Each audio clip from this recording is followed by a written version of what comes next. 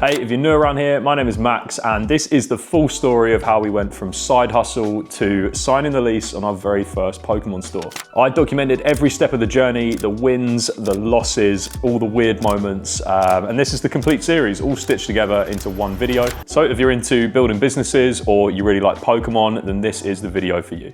Okay, so over the years, I've tried my hand at a few different businesses, and every single one has taught me something completely different. My first proper business was a gym clothing brand, and it didn't really go the way I hoped. Then there was my sunglasses brand, which actually went okay, but I realized it just wasn't something that I could see myself building long term. And then eventually I found success with my design business, working on websites and apps for some pretty big companies. But no matter how well things went, I always just had this urge to just build something truly personal to me that I could actually pour my passion into. And for me, that passion's always been Pokemon. Pokemon's been a part of my life for as long as I can remember, and even now, it's something I've never really grown out of. As you can probably tell, I'm gonna be starting really small with literally just my personal collection, but I am gonna be building this from the ground up, all here on YouTube, so I'm gonna be taking you guys along on the journey with me. So if you're here because you love Pokemon, or you just wanna see how this all goes, let's get started.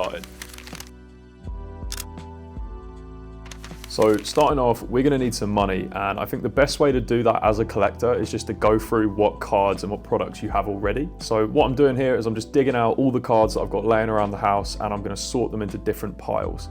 First pile is I'm gonna try and find the obviously high value cards. So think the Charizards, the special illustration rares, the alt arts, everything that I think holds an obvious amount of value. Then after that, I'm gonna work out which of these cards I think are potentially worth grading. Now, I'm sure a lot of you are already aware, but cards like this typically are worth a considerable amount more when they're graded in a 10 with PSA. So I'm going through and I'm just looking at the cards centering, what the surface looks like, and I'm just estimating which ones, in my opinion, are likely to get 10s.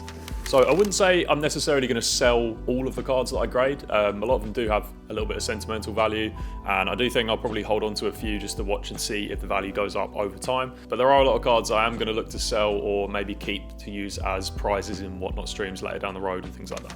Then comes probably the longest part of the process, which is going through almost every single card in this collection and checking the values. So what I'm doing here is I'm just seeing what the raw value is on price charting, and then I'm putting that into a big spreadsheet. Then on the cards that have a high enough value in a PSA 10, so things that are maybe over like $100 in value, I'm checking the centering and surface again and adding those to the grade pile if I think they're worth sending in. These ones I'll definitely sell, as I think that we can boost the value of them by getting them graded, and then that'll net us some extra cash. This process honestly took me a good couple of days to go through. When you do stuff like this, you realize quite how many cards you actually have. I found about 15 of these Charmander promos, and I don't even remember getting them. And I definitely would recommend doing this as you go with collecting and not leaving it all to do at once like I did. That was just a huge mistake. Once I got the cards into different piles, it was then time to actually get some photos done for the eBay listings. Now, as you can imagine, this also took quite a long time to do. However, once I got into the swing of things, it was fairly smooth. So I set my lighting up in my studio, and that way I could just cycle the cards through, take a photo of the front and back, and then move on to the next. I also opened up some Japanese packs that I found because I'm still a pack opening degenerate at heart, don't get me wrong. Okay, so I've now, move that out of the way, I've now got all of those pictures done. It's boring, man, I can't lie, it takes a lot of work. But yeah, we got some really cool cards in there. I think I've probably gone through a lot of these. But yeah, they're ready to go, ready to start listing on eBay. Which, as you guessed it, took ages, but again, once I got into a good rhythm with it, I just smashed them all out. The cool thing about listing so many is that we had a lot of 151 singles that were just flying up in price. So it was basically, as I was listing those at the buy it now price that everyone else was selling at, they were selling almost instantly. So before I'd even finished going through all the listings, we already had some sales under our belt. That's when I packed them up into some envelopes, chucked in some of the freebie cards that weren't worth listing. So we're gonna give it a few days and we're gonna see if these cards actually sell. Okay, so it's been about a week and we're currently sat around £800 in sales from about 60 orders, I think it was. Yep, so £794 from 61 orders, which I don't think is too bad at all, really. That was actually enough for the grading costs of the cards that we're going to send off to PSA. So I've already sent those off in the background. Normally takes about 2 to 3 months to actually get those back, so we're going to be waiting a little while for those. But we do have some budget left over, which means we can actually go ahead and buy some products and prizes for our future Whatnot stream. So I've got a good friend who already runs a live streaming shop, and we've decided to partner up and start streaming together. So this Tuesday, I'm going to be over on Alpha Collectibles Whatnot, and we're going to be running a stream over there. So I'm just buying the stock in order to run our stream, and I've managed to get hold of some Surgeon Sparks ETBs.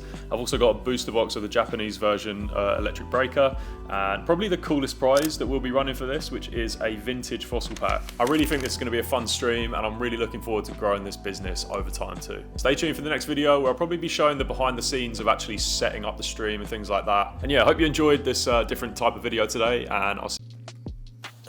Okay, so my dream with this series was to build a Pokemon business that I can be really proud of. And this week we took the very first step by running our first Whatnot stream. And let's just say things didn't go as well as I thought they might.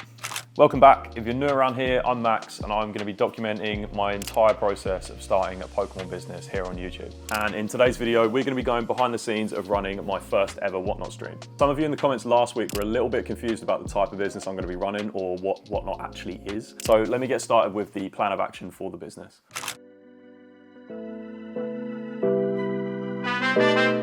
So now that we've got some budget to get the ball rolling, it's time to figure out what business model we can actually scale. My main goal with all of this is actually to open a brick and mortar store near where I live. There's just no local card store. I think there's a little bit of a lack of it in the UK in general, and I just think it's such a waste. But to get there, we do need to start small, and that is where Whatnot comes in. Now, Whatnot is a live stream selling platform. Basically, imagine if eBay and TikTok had a baby.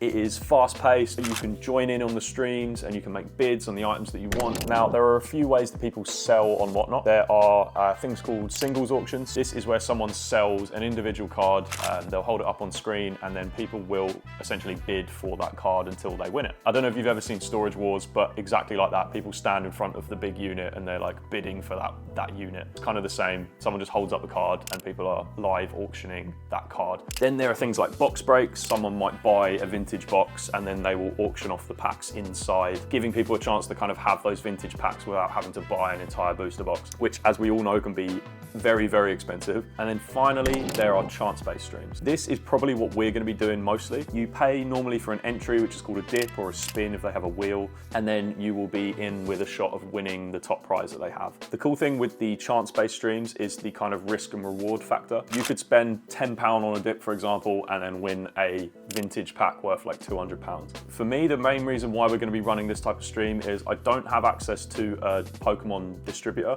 so we can't really get sealed product or anything like that for a good price. Everything that we're going to be buying for these streams is going to be at the cheapest retail price that I can get it at. So with the chance-based streams, it's actually one of the only ways we can really make a good profit. I don't really want to go buying something for like £9 and selling it for £10. Especially on Whatnot, we're just gonna get eaten up by fees. We're just gonna be making no money. That being said, there still is a potential risk with the chance-based streams on our end. So if the top prizes get pulled really early in the stream, people just completely lose interest. There's no reason for them to keep buying chances if all the prizes are gone. So it's a risk, but I do think it is probably the best way for us to get started for now, so we can build an audience and kind of build that community around the business.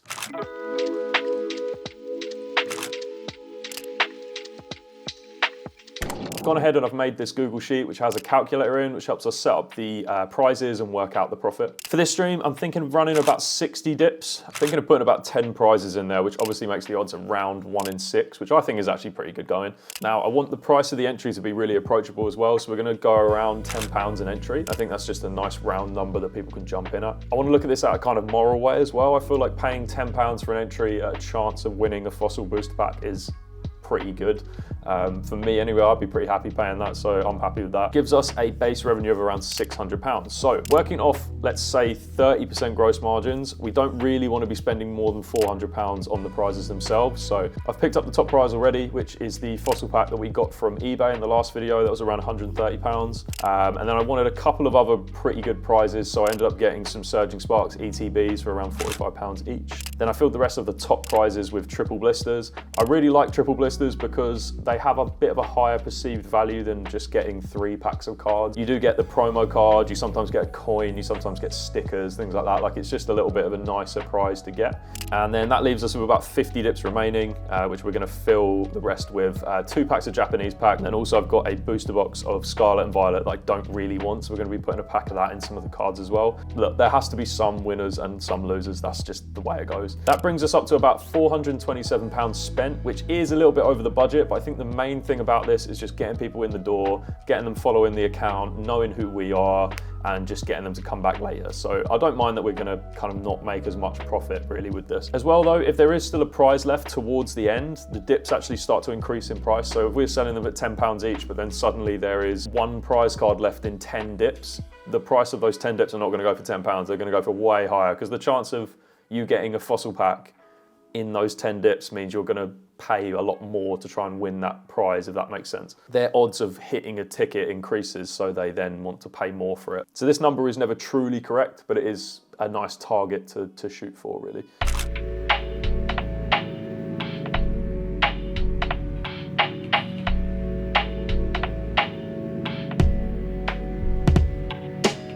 Okay, it's finally stream day, which means we have to set the studio up so that it's ready to go.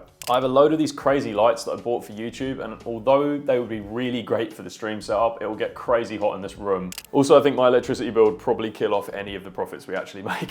So I'm gonna be sticking with these Elgato key lights that I've got. They're super powerful for the size of them, and it just means that we can get some really nice crisp lighting for the stream. I think the main difference that we want to achieve with this stream versus everyone else's streams is just the quality. Like, there's such a vast amount of streamers on Whatnot, and I think while they're all really good at what they do, I think there's a big gap for someone to come in and make really super high quality streams, and that's exactly where we want to position ourselves. Then I set up the scene with the prizes available, and of course put that fossil pack dead center so people can see that right away when they join the stream. Slight problem, the triple blisters just didn't arrive for the stream, which is in a couple hours. So I've now got to drive 40 minutes away to go get some from the nearest shop, and then drive another 40 minutes back. So yeah, we're under a bit of time pressure here, but yeah, should be able to get them in time. Yeah, so there was luckily no traffic, managed to get myself into Argos, and I ended up picking a absolute ton of these up. So haven't got to worry about this in the future, and we can get the stream in. Okay, so the stream is ready. I've got my friend Jacob over, who's actually being a part of the business as well, and we're both pretty nervous here. This is basically our first time streaming. Let's see how it all goes. Okay, so the stream is over. And we got quite a lot to talk about. It went well in regards to actually doing the stream. We had so many people join in, and they were all interacting with us, we were having a laugh, and it's a pretty annoying but. The tickets ended up going really early in the stream. I don't know how they did it. The people just said the number of the card they wanted, and it seemed like every single time someone picked one, it was a top prize, which is obviously fantastic for them. I'm so glad we could give people a good deal, but for us running a business, it's not good at all. So effectively all our top prizes went, and I'll show you the numbers. So we got ourselves about £324 in sales. So after Whatnot fees, it's around £276. Now, if we look at our numbers that we actually put into the stream, so we put around 430 quid into the stream, and we only got out £276. So yeah, it's about a loss of about £150, which is actually quite a big hit for us quite early on. But you know, we move on. I think next time we stream, we'll have a better idea of how things run, so things like this don't happen again. This was definitely a learning experience. Yeah, definitely gonna have to think about this a little bit more than I previously thought. What do you think I could have done differently? Let me know down in the comments. I would love to hear your thoughts. Next week, I'm gonna be planning and running on next stream. I think as well in the upcoming videos, I'm gonna actually talk a bit more about setting up the business, the back end, looking at the branding, and just all the kind of intricacies of it, and actually doing this properly. So yeah, make sure you subscribe and you can follow along on the journey as well. Last week we were unlucky with the business and we lost some money, but this week could not have gone more differently.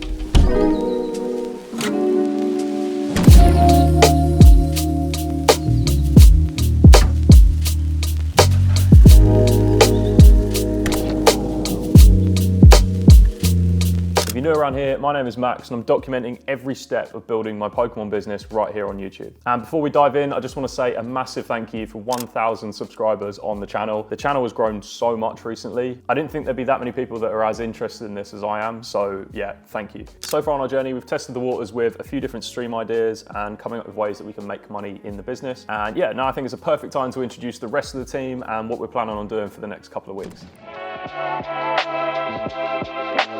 So this is Jacob. He's been my best mate since way back at school, and he loves Pokemon just as much as I do. And this is Luke, also known as Alpha Collectibles over on TikTok. So we all got on a call one evening and we all realized that we had the same dream of opening up a brick and mortar Pokemon store, and it was just one of those let's just go for it moments. Now, initially we were just going to jump in and just get a brick and mortar store going, maybe through an investment or through a loan of some sort. But then we figured it made a lot more sense to actually get the stream going in the background so we could build up that income and really have like a good safety net behind us moving into the store. Luke already runs a pretty successful TikTok store, and he's got a pretty decent sized audience as well. So that's really jump-started everything for us. So our plan at the moment is to really grow the Whatnot as big as we can over the next few weeks by streaming more frequently and more consistently. Now, probably the hardest part of all of this was coming up with a name for the business that we were all happy with. We were stuck on this for days, throwing ideas around, and then we were rejecting like 99% of them. All we knew is we didn't want something that was too obvious, like Poke Store, like anything with Poke in the name was just a no.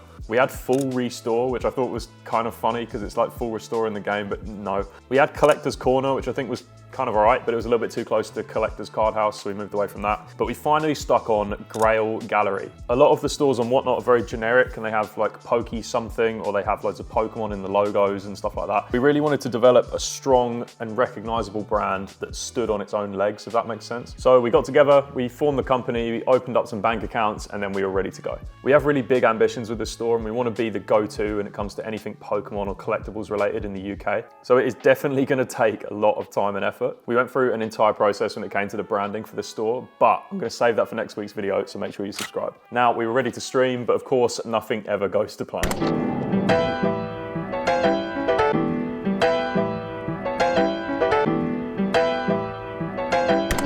I found with our first stream that we didn't really have a lot of space when we were presenting, so top of my list this week was to buy a new desk. So I headed to IKEA, had some fun flying around on the trolleys, and I picked out a new desk, which is way deeper than the one I had before. The phone isn't doing it justice. Figuring out a way that you could still ride on it. Then I head home and got that built and created this new setup. Right, so this is the updated studio. Please ignore the huge light. Okay, so this is the old desk. I ended up keeping it. I'm going to be putting all of the shipping stuff on here. So we've got what we ship our packages in, and then we've also got the label printer. But as you can see, yeah, it's just quite shallow. So when you've got someone actually sat there, as soon as you put something on the back of it, there's just no room, basically. And this is the new improved desk, which again, as you can see, it's much deeper. So we've actually got stuff on the back here, and there's still enough room for a playmat, and also somewhere to put the phone as well. We've got enough room to put these lights, which look really cool. So we've got one Elgato key light there, and then we've got another one just behind the monitor. And then also, yeah, we've got this little stand here. I don't know if we'll keep this. We'll probably redesign the stream when we get our branding back, but yeah, for now, it's quite nice to just raise stuff off so we can have things kind of like sat here. And then also have them sat above as well. Not top loaders, we don't give top loaders out as prizes. We've got the monitor off to the side as well. So one thing I found with the phone was reading the chat on the phone was fine and everything, but having the chat up here is just gonna be such a game changer. So everything will come through in here. We'll be able to see the orders up on the left there. And we can also make adjustments to the auction and buy it now and things like that. I've also got the Discord as well. If you're not in the Discord, definitely join the Discord. There's going to be a link in the description. We run loads of like raffles in there. We do some giveaways and things like that, but it's exclusive to the Discord. So yeah, definitely get yourself in there. That is it. This is the new streaming setup, which is that's pretty cool if you ask me.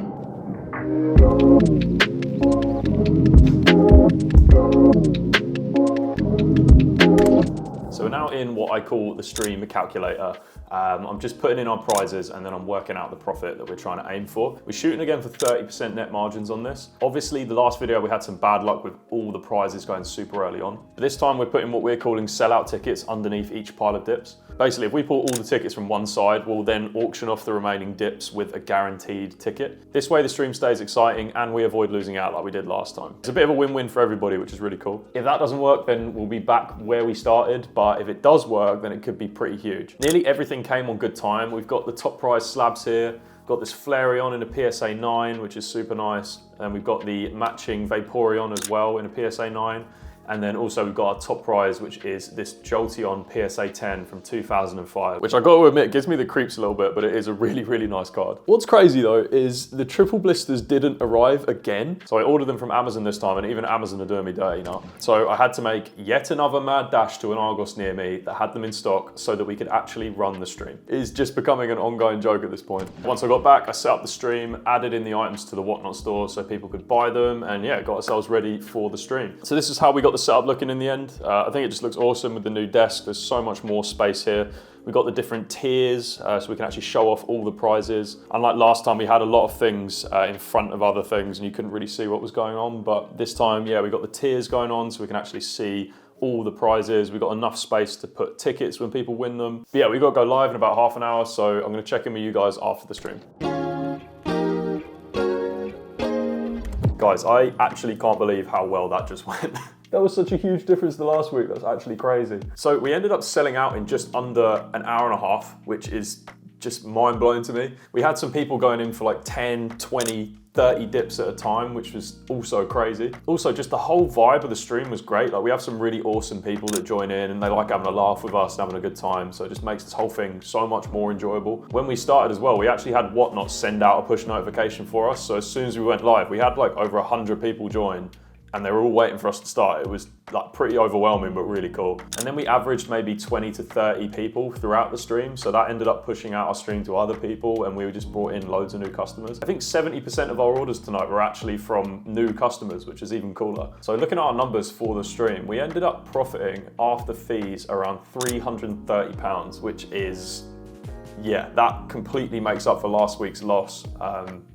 I'm just pretty, I'm pretty overwhelmed. I think that's really cool. I wasn't expecting to turn a profit quite so quickly with this business. I thought we were going to be sat in the dumps for quite a while trying to get this off the ground. So yeah, this is really, really reassuring. Feels like we're finally hitting our stride with this, and there's still so much that we've got to figure out, but this was a huge confidence boost for us. I think the sellout tickets were a huge help as well. It did kind of offset the risk a little bit for us. Yeah, I'll be definitely running those in future streams too. So yeah, next week I'll be revealing the entire Grail Gallery rebranding and walking you through how we built the whole identity. So hit subscribe if you don't want to miss that. Down here is last week's video if you missed it, and up here will be the very first video if you did want to start from the very beginning. Thank you. I will see you in the next one.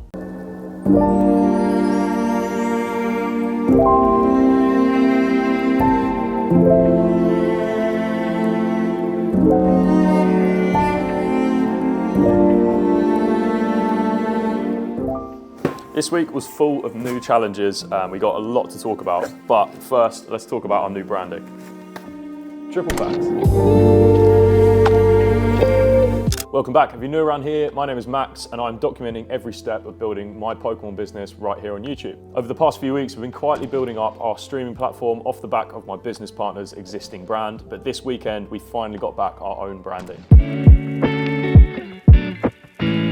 So this is Tom. He's first of all one of my really good friends, but he's also a fantastic graphic designer. And we came to him for help actually before the business was even set up. So it was a few weeks ago now, and we asked him to create our new logo and colors for Grail Gallery. It was a bit of a hard sell to the guys because it's a bit of a luxury to splash out on a really high level brand design this early on into the business. I mean, we didn't even have a business at this point, but I have said it before on the channel, I think one of the unique selling points of our business is going to be in design. We really want this to feel really well done and polished and something that we can grow into as we expand. Tom came back with a few different concepts, but one of them immediately stood out to us. The design really captures that premium collectible vibe that we were going for, that's clean, bold, and recognizable. We also locked in a color palette, which will be the foundation for everything from our stream setup to future merch, packaging, everything like that. This branding is going to be the heart of everything we do moving forward, and I couldn't be more excited to build from here. Also, how sick are these icons of the different Pokemon types? So yeah, he's done an awesome job, and it means we've got a lot to work with moving forward. It's crazy to me that just a few weeks ago,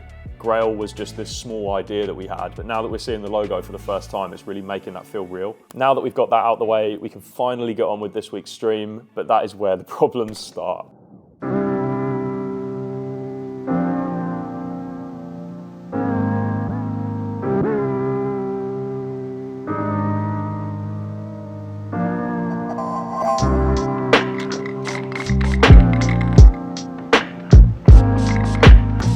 So I've just been, as normal, planning out the stream and organising our top prizes and what will be available for sale when we do run the stream, which is when I stumbled onto this Espeon slab from EV Heroes. We had such a good response from the week before with the other evolutions, and of course with the release of Terrestrial Festival, Terrestrial.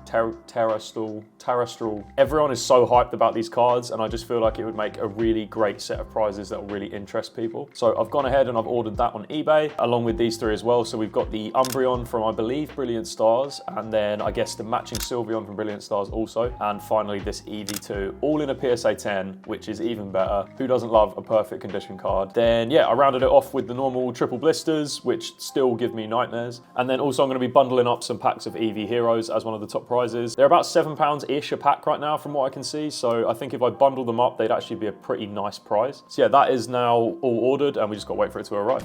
And that is exactly what we did. We waited for everything to come in.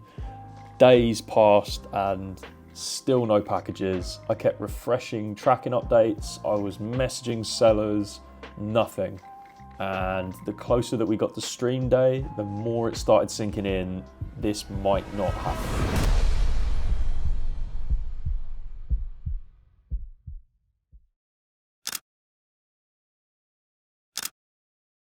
Well, this isn't ideal at all. So it is stream day, and I can confirm that one of the slabs has arrived, which is this Sylveon, which does look just as nice in person as it does in the pictures. Literally nothing else is here, and I've just been stressing the last 10 minutes trying to work out how we can actually make this stream work, how we're going to deal with this. Obviously, I'm running this business with a couple of mates, and this kind of falls on me to do, so I don't want to have to rearrange and let them down. Also, I don't want to let down the people in the community that were waiting for the stream and have it bookmarked and things like that. With just a few hours left, I had a bit of a decision to make, and that was cancel the stream, don't run it, or dip into my personal collection. I normally find the planning and running of these streams the most fun bit, but letting go of cards that I've been collecting for years did sting a little bit. But I know I got to do it so the stream can go ahead.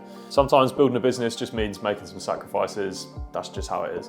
But I want this business to do well, and I know that when I look back on this video in a year's time, none of this will even matter. But going forward, yeah, definitely going to look at a more reliable way of sourcing prizes, because I really don't want this to happen again. After that speed bump though, I built up the stream setup, which weirdly feels a little bit harder than it should, but I think it turned out pretty good. Now that we've got the branding done, we can look at getting some custom stuff printed for the backdrop and really get the setup looking perfect.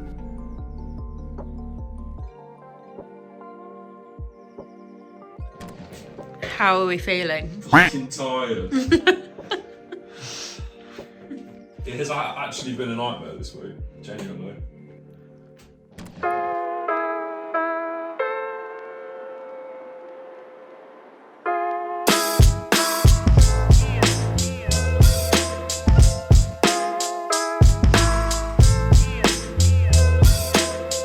Okay, we got a lot to cover in this one. The stream was for sure a little bit slower than normal, definitely slower than the other ones we've done more recently. This week we tested running around 100 dips, which is actually our biggest stream to date. The problem is when 100 dips is split into two piles of 50 like this, I think people are slightly more hesitant to jump in, because finding one of the 6 prizes in a stack of 50 obviously seems a lot more difficult than finding 5 in a stack of 40 or 35, for example. However, once we sold the multi-buy options in our store, so we normally have 3 or 4 buy 10, get 10% off dips and stuff like that in our buy it now section. Once those multi-buy discounts were sold off, people were more likely to jump in and start taking the lower amounts of stuff, and everything kind of went smoothly right after that. So there was a bit of a lull right at the start, but then once we got over that hump, everything was fine after that, really.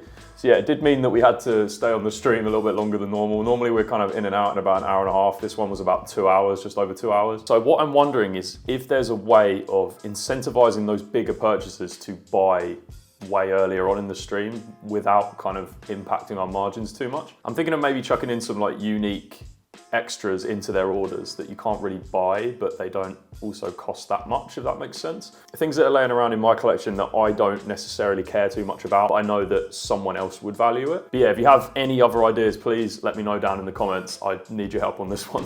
So the bit that you've been waiting for, this week, if I just get my numbers up, we did about £1,100 in revenue, and after fees and the cost of our stock, we did about £300 in profit, which is another solid week, despite the issues we had setting up the stream. If this week has taught me anything, it is that I need to plan these streams way earlier and find more reliable suppliers. It's not just about profit, it is about the consistency and running those streams on time. We are making pretty good progress though, so I'm excited to see where the new year takes us. I think the next step for us is probably building out the online store. Now that we have the branding locked in and the streams picking up, we can move on to actually selling stock that we can get hold of online. I think as well, we need to probably try and make a push to get a wholesaler or a distributor so that we can actually buy the products at a cheaper price to then sell them on, because otherwise we're just going to be buying products at retail price and trying to sell them at a higher price and no one's going to buy. So yeah, next week I'll share exactly how we're going to make that happen, so definitely hit subscribe so you don't miss the next video. You can catch last week's video by clicking this video up in the top right here, and yeah, I'll catch you in the next one.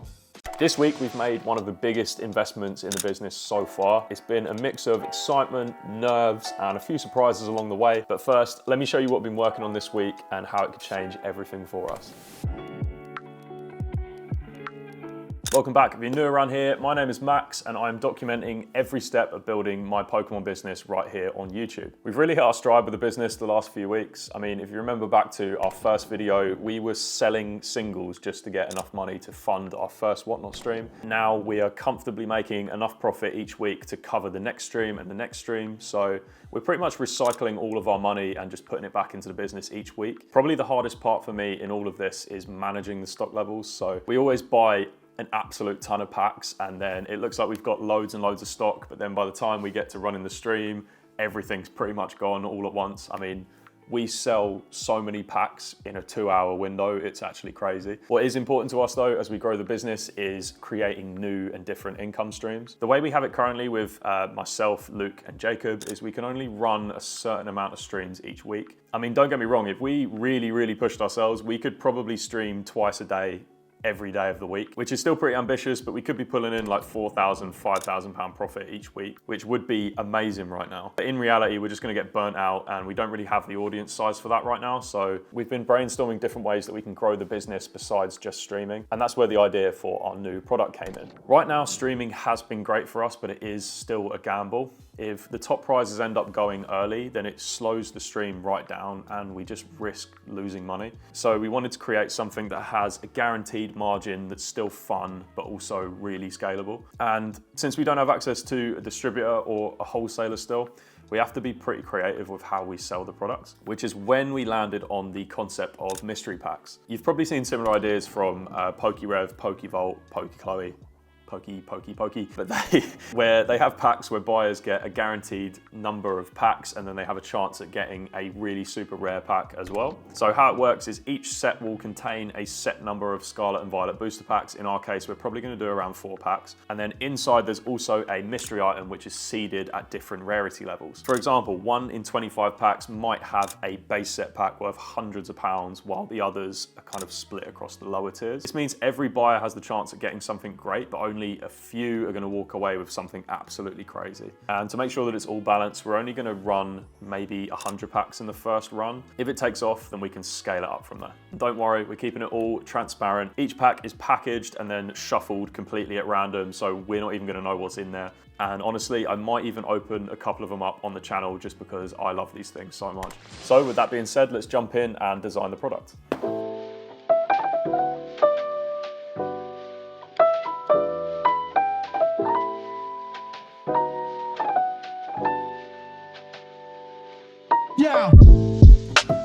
So the first thing we did was we worked out the numbers. So the last thing I want to be doing right now is designing a whole new product that isn't even profitable for us. I got in Google Sheets and I started building out a new calculator for this product. I started by working out what it is that we need to know now. So we need to know how many packs that we're going to be running, what the costs are going to be for those packs, and how much we're going to sell them for fundamentally. After that, we then need to know what it is that we're actually buying. Then I just went ahead, synced up everything using some formulas, which I'm sure you guys don't want to hear all about. So on the left here, I can put in the number of packs that I want to make. And then once I've put that in, the sheet will update and let me know how many of each tier that I need to buy. For this product, I think it makes sense to start off with a small run of around 100 of them. We could end up putting loads of time and money into this just for people to not really care about it and not buy it.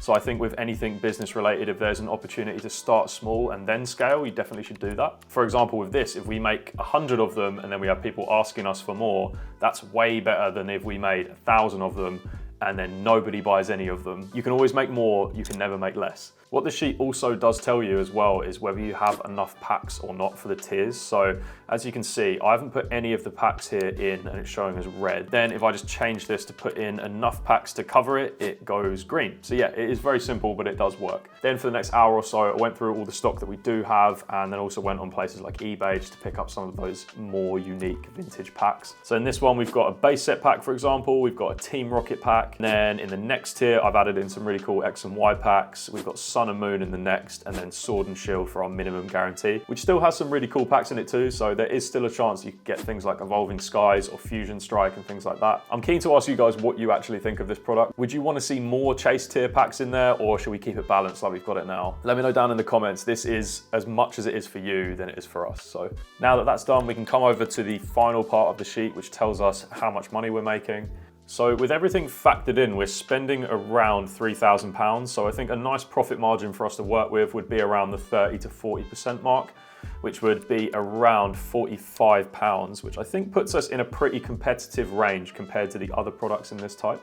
But I guess we will have to see how people respond to it. Next up is the fun part, which is the design of the packaging. So I really wanted to get the new branding across of these and just make them look sick. So I started sketching out what I think they should look like.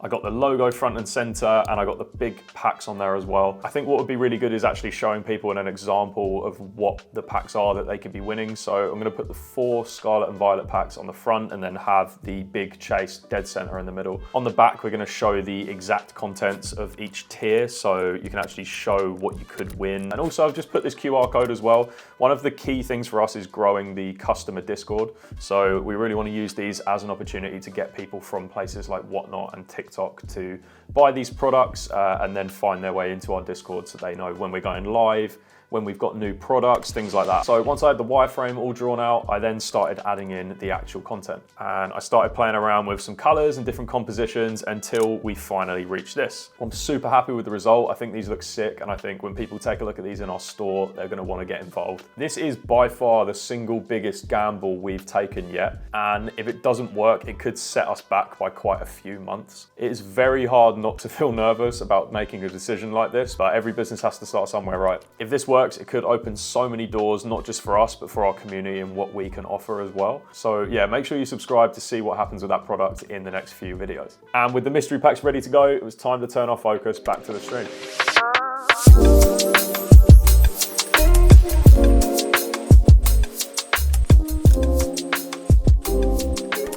This week feels like a bit of redemption after last week's chaos. So if you remember back to our last video, we ordered in these Evolution slabs and basically nothing arrived at all. And I had to start using my own personal collection items to run the stream, which, you know, it worked out good in the end. I think it is gonna make this week a lot easier for us as we already have everything here, like everything has actually arrived now. So we don't really have to plan too much for this week's stream. It means we don't have to panic about things arriving or not arriving, which seems to be a common problem on this channel. So we've got the Eevee Heroes packs, we've got these slabs. By the way, how sick is this Espeon card? Like honestly, when it arrived, I kind of just wanted to keep it for myself. We've also got some more triple packs to chuck in as well. Overall, I think this is gonna be one of our better streams, definitely. Yeah, it definitely feels like we're improving week on week with the streams, so that's really cool to see. So yeah, it was a lot more relaxed this week, which was nice, especially as it being the run up to Christmas. So yeah, we really just took our time writing out the cards, building the stream setup and making it look really nice. Definitely in the new year, we need to invest in some of those acrylic stands that you see people have, where you have the different levels so we can really show off all the prizes at once. I definitely find at the moment we're trying to find places to stack these slabs and different prizes, and it does fall over quite often. So I think it would be good to get, yeah, one of those stands, a few different stands actually, just to make it all look a lot better. This week as well is actually going to be Jacob's first time running the stream on his own. Not entirely on his own, I will be out in the background helping him pack, but yeah, he will be in the driver's seat, chatting to the stream, which is going to be a little bit weird for me. I'm personally pretty bad at delegating tasks, not because I don't think people can do it, but mainly just because I just like doing everything. I'm a bit of a control freak. I think Jacob will naturally be quite good at it. He is a very outgoing person, and I think once he's warmed up to it, it'll be fine. Also, looking ahead, when we do have more people that are able to run the streams, then it means it takes the pressure off everyone else to run all of them. It means we can run more of them throughout the week. Like, I only see this being a net positive long term, so I think that's really good. So yeah, I'm gonna dash, I'm gonna go set up the last parts of the stream, and I will catch you afterwards to let you know how it all went. Okay, this stream was a big one. Jacob ran his show for the first time, and let's just say things got pretty interesting. So yeah, things started off pretty slowly. One thing that we've learned to do recently is run a raffle in the Discord for the first handful of dips. As I'm sure you're aware of me saying in the last video, we were looking to incentivize people to go in a bit earlier so that we can make the stream a bit more fun and get it going. So this really helps with that. It definitely gets things moving. So yeah, we rattled through the first 10 and then we just sat and waited for other people to jump in, which is when we had a couple of really cool buyers enter the stream. We had one guy with a Santa profile picture join, and he just started gifting entries to random people in the chat, just like Father Christmas, I guess. So that was really cool because, for one, it got the stream pumping. People started getting really excited and the dips started getting primed as tickets weren't getting pulled and stuff like that. And two, it meant that it got some people involved that maybe weren't going to get involved in the first place. So we do have some people that join in from the YouTube and things like that. They don't necessarily spend money, but they're there to support, and they were receiving gifts, so they were able to actually join in the stream when they might not have necessarily been able to do so before. It's just overall really cool. So yeah, shout out Santa. We love Santa. Once all that craziness was over, the energy did dip a little bit, which is as expected really. Once one of the piles goes, it's kind of hard to get people interested in the other one, as it's normally got lower odds, but that's when we started auctioning off some at a discount. And I think overall we want to give people the best deal that we possibly can. Yeah, then by the time we get to the end, they start kind of ramping up in price anyway, which is, yeah, what happened. We made near enough what we wanted to with this stream. So we pulled in a revenue of around £1,200 and profited around 350. Plus the raffle, we were looking at about 450 to about £500 profit, which is pretty good. We're pretty much turning around about the same amount of profit week on week now, off of what we still consider to be pretty small streams. Jacob as well was great. You could tell that he was a little bit nervous, but he definitely warmed up to it throughout the stream as it went on. And I think after a couple more, he's definitely gonna feel a lot more natural with it. Streaming is always so much harder than people think. It's exactly like YouTube. Once the camera starts rolling, it's so tough to keep the same energy throughout. You should see the amount of retakes I do with these videos. It's kind of mad. All right, I just wanted to use this last section of the video to go over how this year's gone, both for me, the channel, and the business, and just talk about kind of our plans for the year moving forward, really. So I started this channel back in January this year, and the intentions were really to get myself a little bit better on camera. I've always been a pretty reserved person, so yeah, jumping on a camera has never been easy, and it still isn't. But I love YouTube and I love video production, so I've always wanted to be able to do something like this. And that's when I figured that I could use Pokemon as a way of doing that. So I've already spent a lot of my own money on Pokemon, and it only made sense to start filming that. Otherwise, I'm just sitting in my room opening them up on my own, and like, what's the point? And then maybe in the future, be able to pay for a portion of it through the YouTube if I ever got to that stage. Now, admittedly, the opening videos didn't really take off for me, and I think that's mainly down to the fact that there's already a number of really great Pokemon YouTubers who have access to sets early. They're able to spend obscene amounts of money on really cool videos. And it gets to that point where it's like, why would I watch this random British guy open 20 packs of the new set when I can watch Mystic Rips open 500 of them? And like, yeah, I mean, fair enough. I totally get it. I really found my stride with these business type videos, which has been totally by accident. I just thought it made sense for me to mix all of my favorite things together. So video editing, Pokemon, business, and design, stuff like that. So yeah, I mainly just wanted to use this section to thank you all for over 2,000 subscribers, which has come really from the last 4 or 5 weeks. It's just so unbelievable to me. I think I had around 600 subscribers when I posted this first one. I never had a video go over 3,000 views before, and now we have videos going way past 10,000 views. When I started this channel in January, I never imagined we'd be here. It's definitely been tough, but seeing the support from you guys all the way through it has made it worth every minute. So I hope you're still enjoying the journey with me. I think next year I'm going to try and introduce some new content, so mainly around the topics we cover in these videos, because I think that's what you guys like, so the business and Pokemon related stuff. And also we'll occasionally be dropping in the opening type content just because I still need an outlet to do that. Plus, we do have all of our PSA submissions from the first video coming back in the next week or so I definitely need to do a video on that. From the business, I think we're just going to keep doing what we're doing and improving it week on week. We really want to ramp the streams up while still keeping them accessible to the people that want to support things like that. We obviously have the new product coming in, so that's super exciting as well. We will also need a place to sell those, so I think it only makes sense to be building out an online store as a kind of next step, so probably talk about that in the next video a little bit more. Our main goal is still to open the brick and mortar store, which is obviously going to take a lot of funding, and we're probably way off it now, but we're still going to be shooting for that. Maybe next year, who knows, we'll have to wait and see. But yeah, what's been amazing this year is just building a community that loves Pokemon as much as I do. Whether you're buying dips, joining the streams, or just leaving comments, it's made this journey so much more rewarding for me. I really, truly mean that. I mean, look at some of the comments I've had in the last few weeks. I don't even know what to say. And that is pretty much it for now. So I just wanted to thank you all for an awesome year. What kind of videos do you want to see in 2025? More story-driven ones like this, question answer type stuff? Let me know down in the comments. I really hope this is the start of something big, and I hope you all stick around to see it through with me. Definitely hit subscribe if you've enjoyed today's video, and I will catch you next year. So far in 2025, we've had our biggest stream ever. We had over 100 consecutive viewers in one of our streams and broke our sales record. And that's not even the craziest part about this video. We also got back our PSA submission from our very first video, and we're going to be going through all the grades today.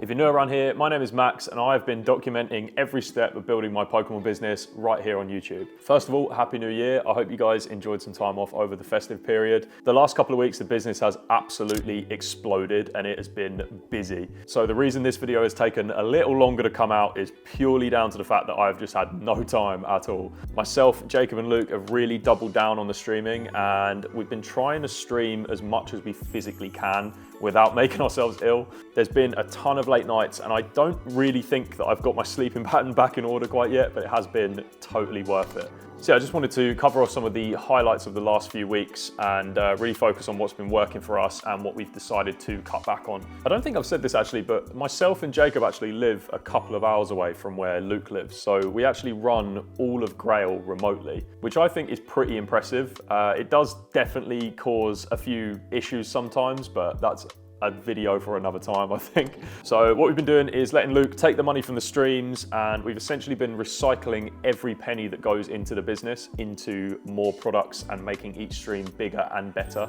And he's been picking up some crazy stuff.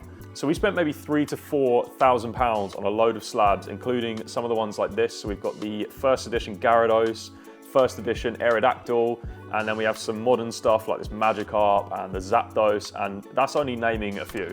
Then we also have a load of older sets like Steam Siege, Crimson Invasion. We've got some Evolutions ETBs and Evolutions packs. Now I know Steam Siege might not be the most popular set in the world, but Luke came up with this really good idea. He's introduced these kind of pack bundles, which are going to serve as the new floors in most of the streams that we run. Really, we want to start giving people older packs as well as having, you know, like the 2 Japanese, 2 English packs type thing. We want people to come back to us and think, oh yeah, that's the place where I went in to try and get the big prize, but I still walked away with a pack that came out in 2015. What you've noticed is it just makes the stream much more appetizing and way more enjoyable for viewers, which is a plus for us. Anyway, the reason I'm mentioning this is because we had our best ever single stream last weekend. It was crazy.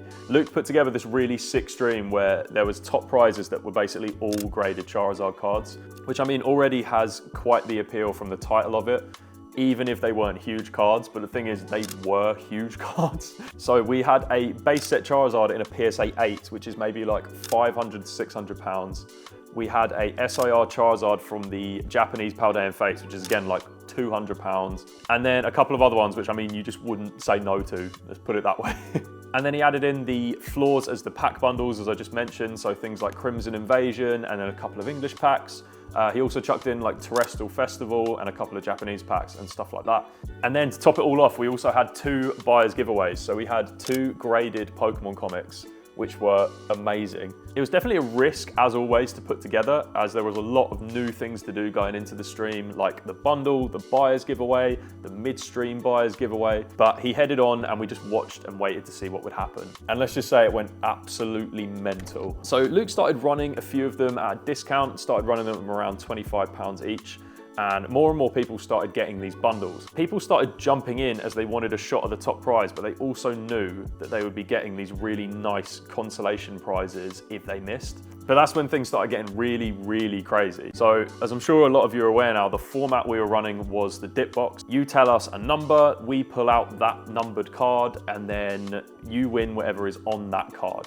Then there are these top prizes called tickets. We reveal who has won that top prize once all of the tickets have been pulled. And in this stream, we had 14 tickets total. We didn't pull a single ticket in nearly 40 attempts, which means the odds of pulling a ticket were increasing at an alarming rate.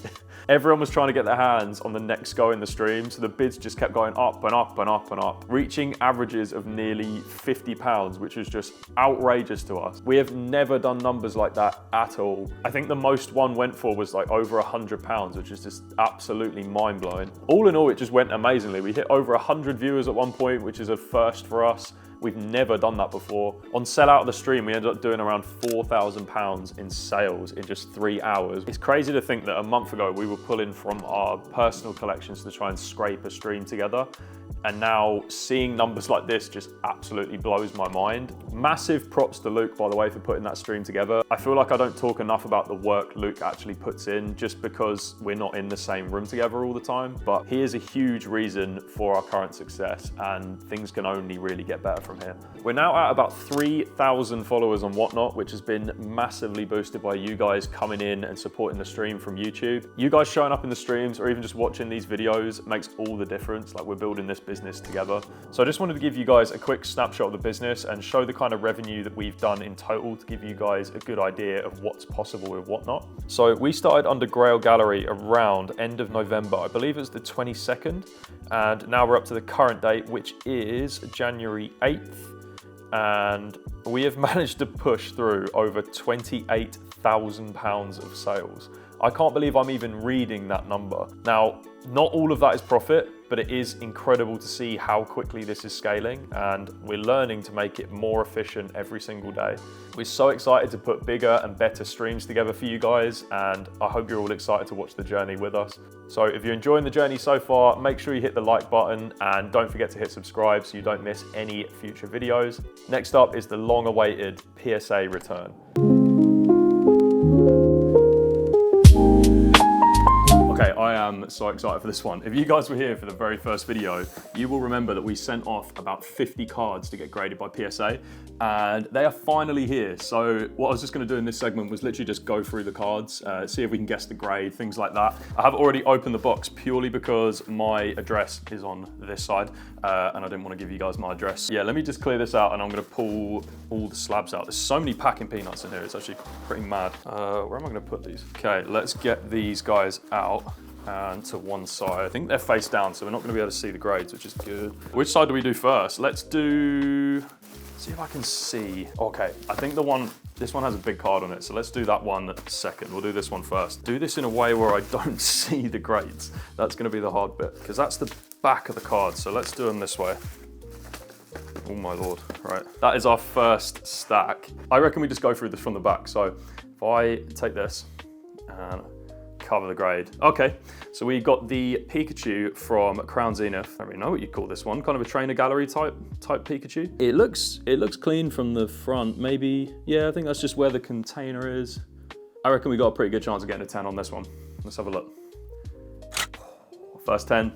First 10 of the video. I'm probably gonna do like an ongoing tally somewhere on the screen just to show how much we've spent on the grading.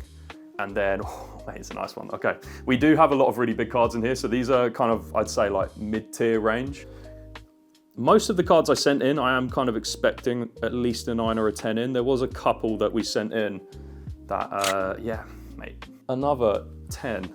We'll take that. Very nice. Okay. Yeah, a lot of the ones we sent in, I've got a very good chance that they are going to get 9s or 10s, but I think there is a couple in there that I sent that are more kind of sentimental value-y type ones, which I will say before I show them. But yeah, a lot of these we are planning to just put back in the business, either sell or use in streams as prizes and things like that. So yeah, that is, hey, how many 10s are we gonna get in this video? Let's get a 10 count. That's 3 so far, okay. Oh, we got a really nice one now. So we've got the Sneasler. Again, this just looks good, you know. It just looks good. And it's another 10. Man, what is that? 4 for 4. We're 4 for 4 right now. Ah, nice, okay. We have got some very different ones in here. So we've got the Venusaur from the Celebrations Classic Collection. I think I just sent this in just because it looked good. Like the centering was really good. I know the centering is quite hard on these ones, so mate, I am a... Spotting 10s is my thing. That's 5 for 5, damn, okay. Next one, Mr. Mime from 151. It would be a nice card to get into 10. I do think possibly it's maybe a little heavy this side. Well, actually the bottom's kind of heavy too. You see there, the top is quite thick and the bottom is quite small. But it looks okay. It does look okay. I wouldn't be surprised if this was maybe a 9. I don't think it'd be an 8. Yeah, so we got a 9 in there. That's fine. That's fine, we'll take that. Still a very nice card. Now, I think this is one of the ones we sent in because it'd be worth a fair bit in a 10. So it was a little bit of a risky one to send in. It is a 9, sadly, but still, I imagine that still goes for a decent amount. Maybe not grading cost, but we'll see. Or you'll let you know with the counter of wherever I've put it on the screen. We've got the Nidoking illustration rare. Again, it looks pretty good. It does look pretty good. I'd maybe say there's a tiny little white dot here. Apart from that, it looks maybe up here a little bit too. It does look quite good though. And it's a 9. Okay, I'm happy with, you know, I'd want to get 10s, but I'm pretty happy with 9s. I think 9s is pretty solid too, especially in 151. Okay, this is a weird one. Okay, this one was a UK McDonald's promotion. So you could actually go get packs in McDonald's. I thought I'd just send this in. I think it was worth like 50 quid or something in a 10. So there's definitely some whitening on the edges. I don't think this is going to be a 10. No, it's a 9. Okay. You know what? So far, we've still got more 10s than we do 9s. We'll take that. Okay. Oh, very nice one now. So we've got the Scarlet and Violet base Curlier. I sadly don't have the rest of the set. Otherwise, I probably would have sent them in as well. But still, one of the cards, it does look very nice. There's maybe a little whitening at the top there, but you might be able to get away with it. We have got away with it. Very nice. There's another 10. How many 10s do you normally get back in a submission? Because I feel like I want a 10 in this one, man. This is one of my favorite cards. I don't even think it's worth like a crazy amount, but it's so nice. The Glaceon V-Star from Crown Zenith. It just looks really cool. I think any Glaceon card just looks pretty good. Again, it's looking good, man. It's a 10. I'm really happy with that one. I'm really, really happy with that one. That one's sick. Yeah, that's awesome. That one might have to go in the personal collection. I don't know yet. We'll see. Ooh, Charizard EX from Obsidian Flames. This is the chase card. Oh, mate, can we get a 10 in this? It does look a little bit off center. These are all cards that I've basically pulled from just packs and videos I had on the channel before I started doing the business stuff. So they do all kind of have like a bit of sentimental value. It's a 9. It's still a sick card though. It's got that kind of crystal print on it. It's really cool.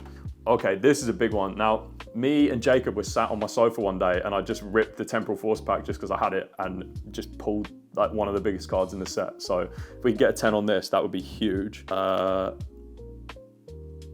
You know what? It's got a chance. It definitely has a chance. Let's have a look. Oh, mate, that's a big one. That is a big one. I think that's worth quite a lot from memory.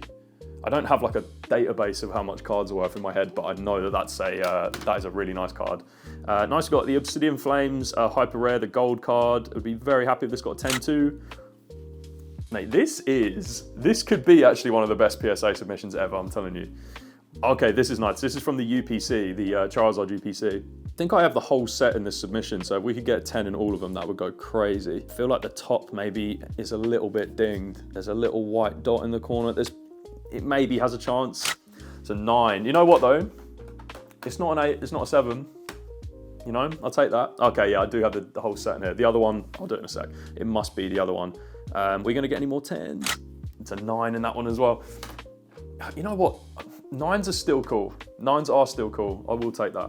Okay, and the last one, I reckon we probably have a 9 if it's anything like the other ones. They all came out the same UPC, so.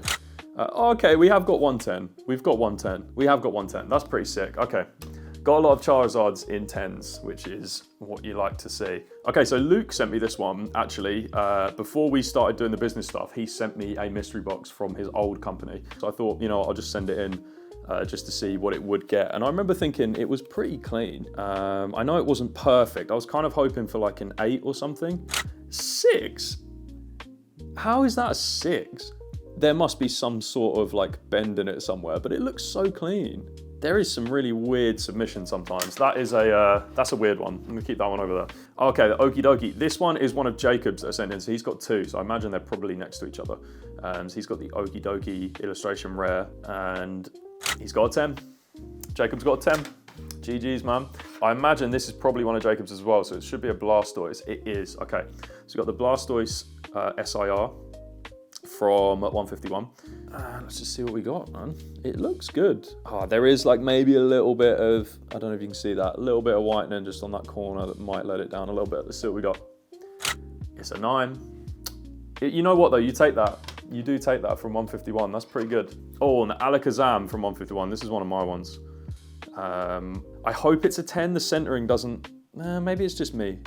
The centering looks a little bit off. It's not too bad. There's a little bit of whitening as well.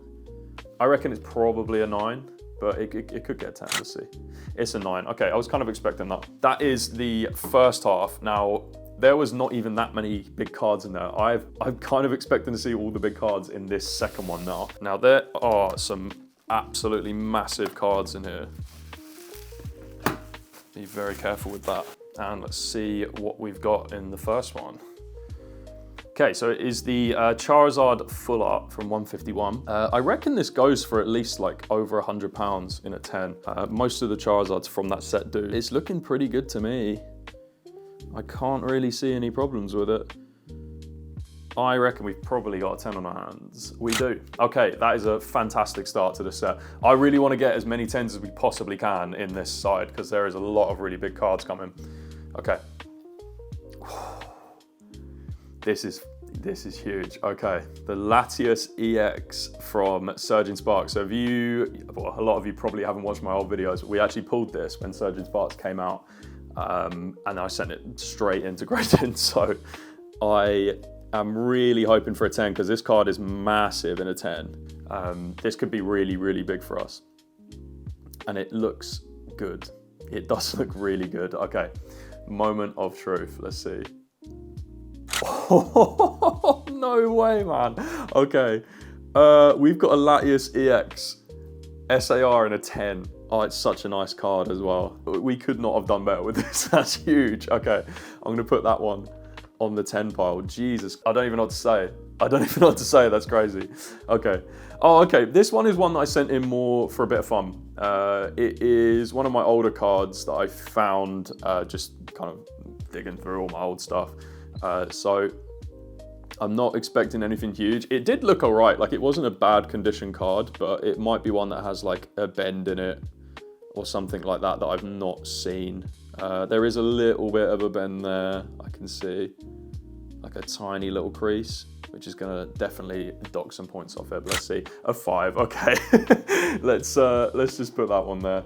Send it in anyway. You never know with them cards. They're worth a lot in a 10, so you take your chances. There's another one, the Jolteon Holo from Delta Species. So the thing is with the old Delta Species cards is the Holos were like all the card, like kind of like how a reverse is now. Yeah, they were just quite sick. This is another one that would be really nice if we could get it in a good grade, but I just doubt it. There's a little bit of whitening in the corners. It's not actually like in the, it feels like it's moving about. Or maybe not. Let's see what we get. I would be pretty happy with anything over like a 6 with this. An 8, you know that's actually pretty good. An 8 in a card from 2005 is actually pretty good. I'm impressed with that. That's good. All right, decent. I'm happy with that. That was good. Okay. Up next, the Ivysaur from 151 illustration rare. See much wrong with the front.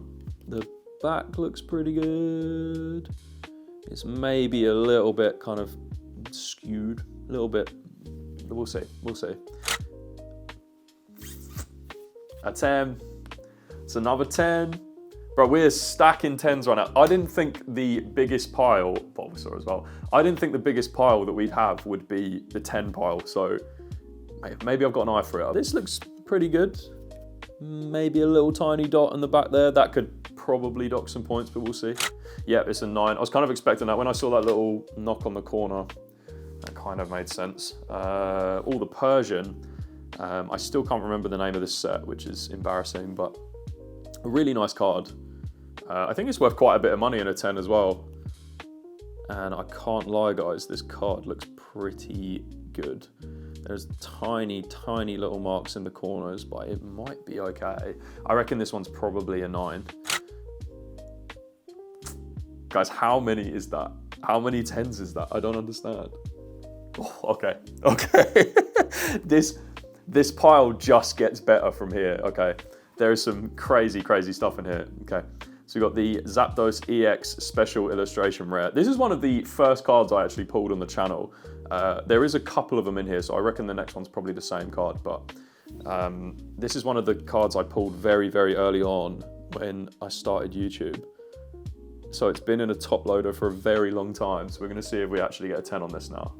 Oh man, that's a biggie, that's a biggie. That's such a nice one to get in a 10. So I reckon this one's probably the same. I think I sent in 2. I did, okay.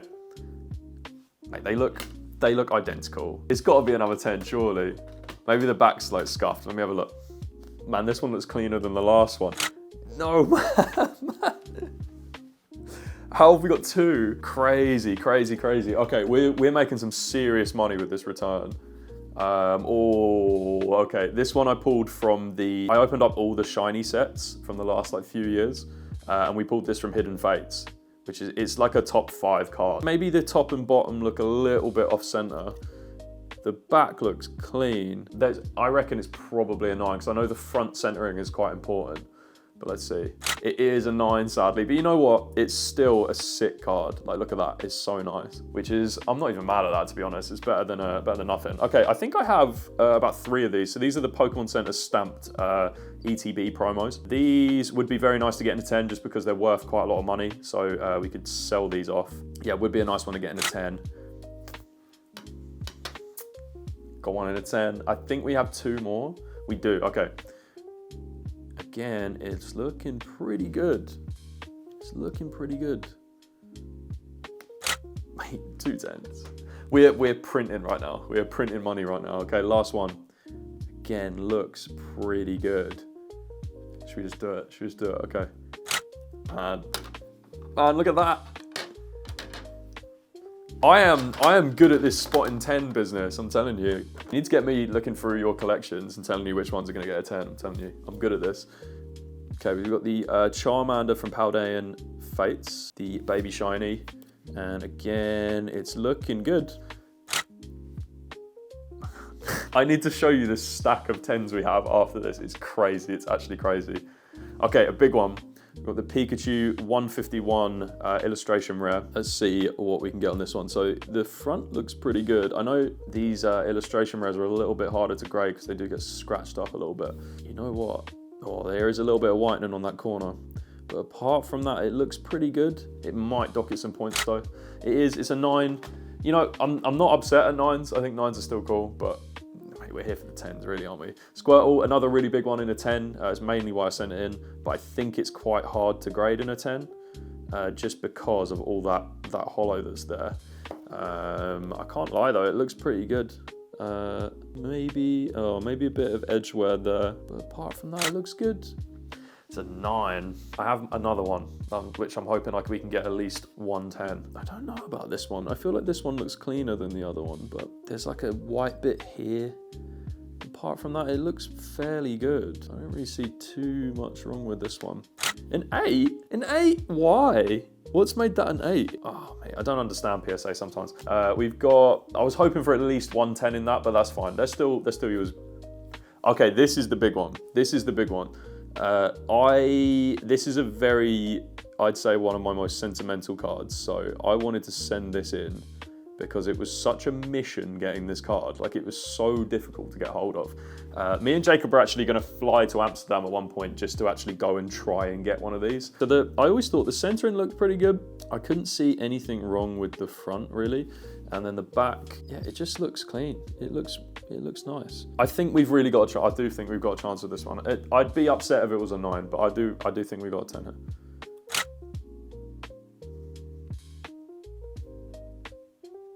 Excuse me? A 5? Why? Why is that a 5? What? I'm so confused with that. I can't see. I've got some really strong lights on right now, and I can't see a thing wrong with this. I have no idea why that is a 5. That sucks quite a lot, to be honest. I really thought we had something good there. A 5 into the 5 pile it goes. A 5, man. Okay, last 3 cards. I know exactly what these are because we haven't got them yet. It's the Charmander, the Charmeleon, and the Charizard illustration rares from 151. So these are big ones. Let's go through this. So we got the Charmander. I was always a little bit worried about this because I thought the top looked a little bit heavy compared to the bottom. I think it's fine on the back. I think it's just the front. But I was never really expecting 10, so we'll have to have a look and see for this one. It definitely looks like it's shifted to the left maybe. Yeah, so that's a 9. I was kind of expecting that. Next one. Charmeleon. Okay, so this one I thought looked pretty good. Didn't really see much wrong with this one, unless the back was a bit scuffed. Yeah, no, maybe like there's a tiny little bit of corner damage, but it's like it's so small. Like we've had 10s in here that have had the same corner damage, so I think it's possible that we could get a 10 with this. But let's see. Oh, it's a 9. That's not filling me with hope. The last one. This is the biggie for me. This, anybody that was around, I doubt any of you were, but any of you that were around watching me do my openings on the channel, I chased this card for so long and we finally hit it. This is quite a big card for me. I'm really hoping for a 10 because that would just be huge. To pull a Charizard EX SIR in a 10 yourself is mad. I have always thought that this looks pretty good. There was a little bit there, I don't know if you guys can see that, there's a little white mark in the corner there, but I was just hoping that we'd get away with it. Should we just rip the band-aid off? Because I don't want to look. Nah, okay. Okay, we got a 10. We got a 10. No way, man. Out of all of them, okay, the Pikachu did make me a little bit upset, the Van Gogh Pikachu, but out of all of them, this one probably means the most to me, just purely because of how long it took me to get it. And to get a 10 on it is crazy. That's so good. Guys, we got like half the submission in a 10. All of these are a 10. So another great couple of weeks under our belt for the business. We have a load of these slabs to sift through to work out what would be good to run on our streams and what would be good to keep or sell. Let me know down in the comments if you like the look of any of those graded cards, and who knows, you might see some pop up in a stream. Make sure you are subscribed so you don't miss out on anything in our journey. I've also added memberships to the channel. So if you feel like supporting me and you want to get some free perks out of it, you can head over to the membership tab and join today. Be sure to let me know down in the comments what content you want to see in our streams or what you want to see on this YouTube channel, and I will see you in the next one. It's taken me a little while to get this video out. January has been one of the weirdest months ever for the business, but we have made a change that might just turn everything around.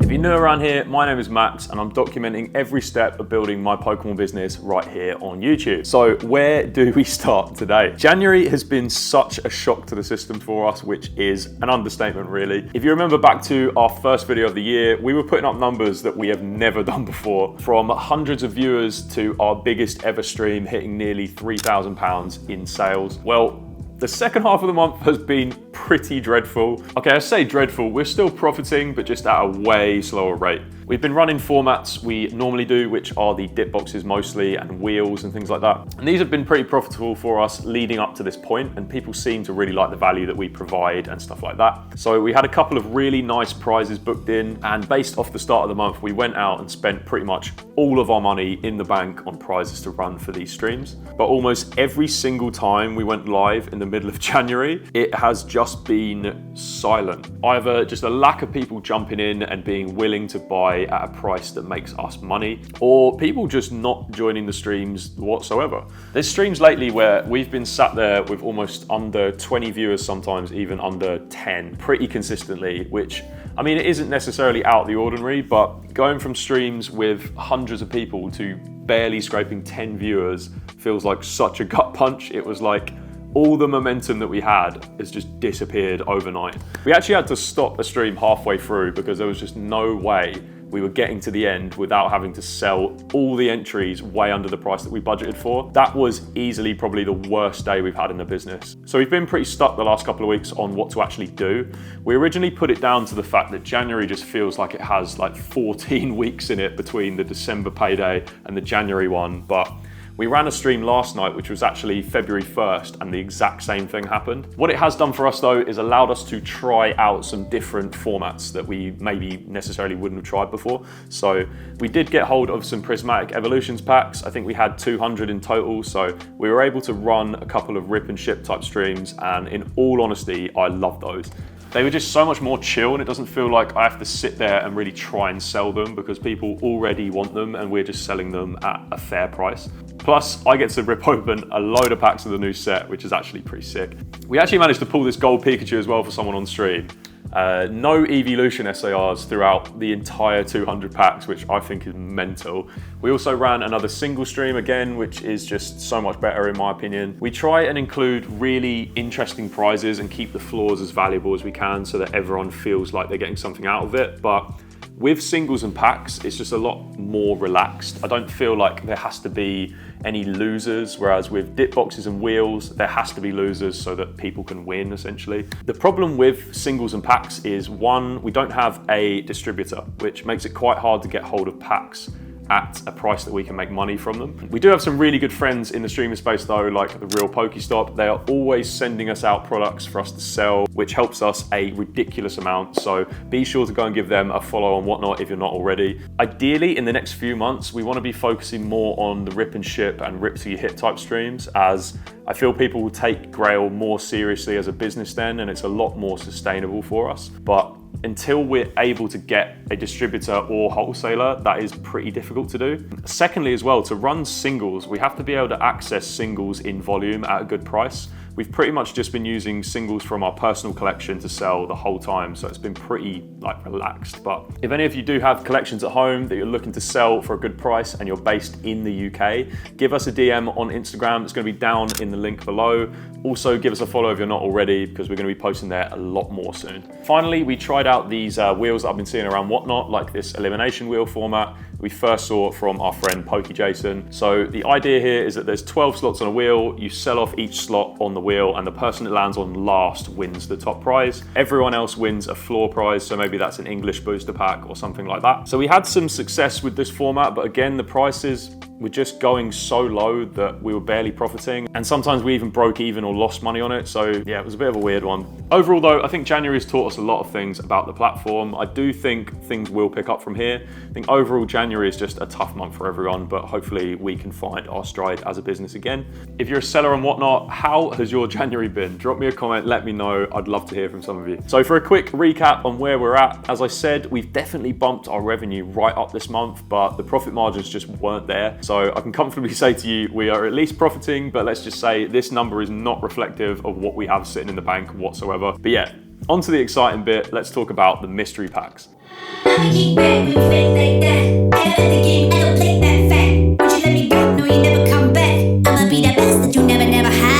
Okay, I've been super excited for this. This weekend, Luke has come down to stay as we're off to London Card Show, which I have loads of content coming out for, so make sure you subscribe so you don't miss any of that. After months of calls, voice notes, and late night planning, Luke and I finally met in person for the first time, and what better way to celebrate than by launching our very own product for the first time. We got a load of work done whilst he was down, and it was good to just be able to sit and talk business in person, not just over the phone. One thing that is a bit difficult with how we have things set up is obviously we have stock here, Luke has stock with him, so it's hard to track what we've actually spent our money on, if that makes sense. So being able to run some streams with him was really great, and it was just pretty funny. I don't know if any of you got to join at all this weekend, but we were just having a great time. It was actually really great timing too, because our mystery packs that we have been putting together really close to Christmas finally arrived. The packaging was not exactly what we wanted, partly my fault for putting the order together wrong, but let me off, I was so tired. Still though, the packaging is sick. We've got the design on the front showing some of the packs that could be available, including this really cool base set pack sitting front and center. Then on the back, we have some information about what's inside the bags. So we have 4 Scarlet and Violet era packs as standard. Then you also get a mystery bonus pack. So this is what people are buying them for. These packs are seeded, so no matter how many we make, the odds are consistent. So for this batch, the minimum guarantee is a Sword and Shield pack. So think things like Evolving Skies, Silver Tempest, Vivid Voltage, Lost Origin, and all that good stuff. The next is the Great Ball packs, which gives you a Sun and Moon pack.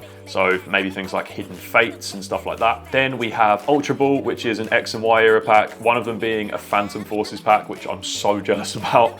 And finally, the big one, which is the Master Ball, which gives you a Wizards of the Coast booster pack. We've got things like base set packs, jungle packs, fossil packs, all sorts in there. So in the background of one of our quieter streams in the week, we had Luke running the stream, then we had Jacob on the packing of the orders, and then I was just in the background getting to work on these mystery packs. So we kind of had like a proper little factory going all out of one room, which was pretty cool. I am going to go ahead and come clean. This is not the most fun task of all time. I had to lay out all the bags that we wanted to fill, and then I had to grab 4 different booster boxes of pack. Then it was just a flow of grabbing an assortment of 4 packs and then putting them inside every single mystery pack over and over again. I can 100% see why people give this job to other people, but we wanted to make sure that they were done properly. Once I smashed out a few hundred of these, yes, I said 100, I then got to work pretty much doing the same thing, but with the mystery bonus packs inside. So we had these black insert bags, and the idea was we're going to stick one of these Pokeball variants on the top of it, and then add the packs inside those. So we have the Pokeball, Great Ball, Ultra Ball, and Master Ball packs. Then it's simply a case of just filling those up, giving them a big shuffle in this box. Just look at how many of them are in there. Then it was time to add a pack to each of the bigger mystery packs. And once that was done, we finally got to heat sealing every single one, which started off pretty fun, but very quickly became extremely boring. I can't lie, it was worth it though, just to see the final result. These look so cool. I know I said I wasn't too happy with the packaging, but now that they're actually made up and ready to go to our customers, they just look so good. I do think next time we're probably gonna want like glossy print instead of the matte finish. That was a misclick from me. And also they don't have like the pouch bottoms, so they don't really stand up, so we want to make sure they do that. And I think maybe making them a little bit smaller so they're easier to ship and have on the screen in stream would probably be quite good. What we did do though is hold one back for myself, Jacob, and Luke as kind of a keepsake. I think when we eventually open up the brick and mortar store, it'll be so cool to have one of these in a display case somewhere as like a bit of a look how far we've come type moment, you know? But then with all these mystery packs produced and ready to go, we decided to do a late night stream after we got back from day 1 of London Card Show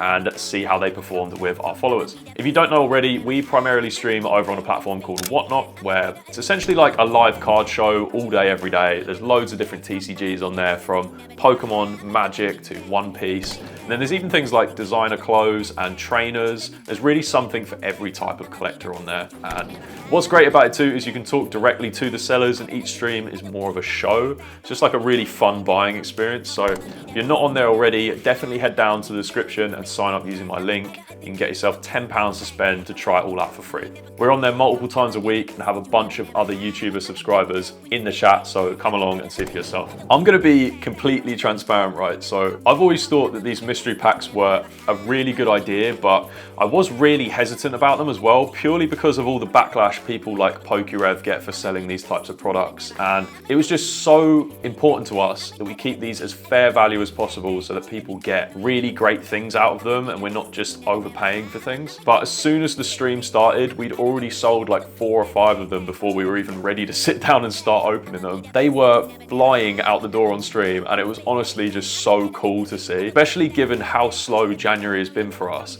this was just such a weight off our shoulders. It's been so tough recently putting together streams, and this one just was good vibes all night. I think we started at like 11:30 p.m. and we were going until like 2 a.m. or something like that. We had a guy called Johnny come in, buy over 20 of them, which is actually mental. He got so much cool stuff out of them too, including this long crimp jungle pack, which is just sick. The stream was going so well and we were just giving away loads of stuff too. We had slabs going out the door. I think we ran some hidden fates packs for free. It was just awesome. So overall, it exceeded our expectations and we're pretty much looking at building the next version of these right away. We were talking in chat too about the idea of making these but with graded cards. So we haven't looked at all the logistics yet, but we were thinking of having a bunch of really high value, desirable slabs as chases and then filling the rest with different tiered slabs. So very similar to what we have with the packs, but graded cards. So what do you guys think? Should we do a graded version of these, or do you have another idea that we haven't thought of yet? Drop a comment. I try and reply to every single one. I know a lot of you were really excited about these mystery packs too, and we have a limited amount left to buy. So I've put the link to our product in the description of the video if you wanted to pick up a sealed one for yourself. They won't last long though, so grab them whilst you can.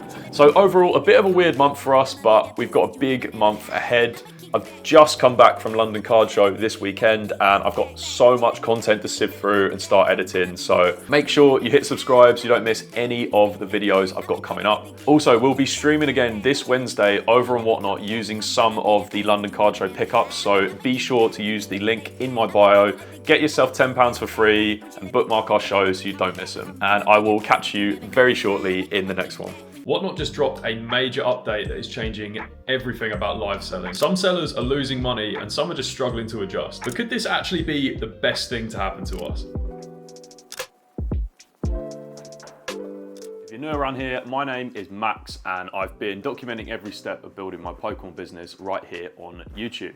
And if you've been following along for a while now, you'll know that Whatnot is a huge part of what we do. Right now, it's where we make the majority of our money. It's essentially a live stream selling platform for collectors where you can auction off cards and packs in real time to viewers. But recently Whatnot dropped a massive update and it's forcing us to completely rethink how we run our streams. Up until March 10th, sellers on Whatnot could use wheels to sell chance-based products. So for example, you could pay £5 or £10 for an entry into a wheel spin, then whatever it lands on is what you win. It could be things like a single booster pack, or if you got really lucky, it could be one of the top prizes. So it could be things like a graded card, it could be a booster box or something really big. And for a while, these streams were the most popular streams on the platform, with almost every streamer running their own variation of it in their own way. But there is no denying that some sellers started abusing the system, you know, like rigging things, tweaking odds midstream, or running setups where customers are almost guaranteed to lose out. And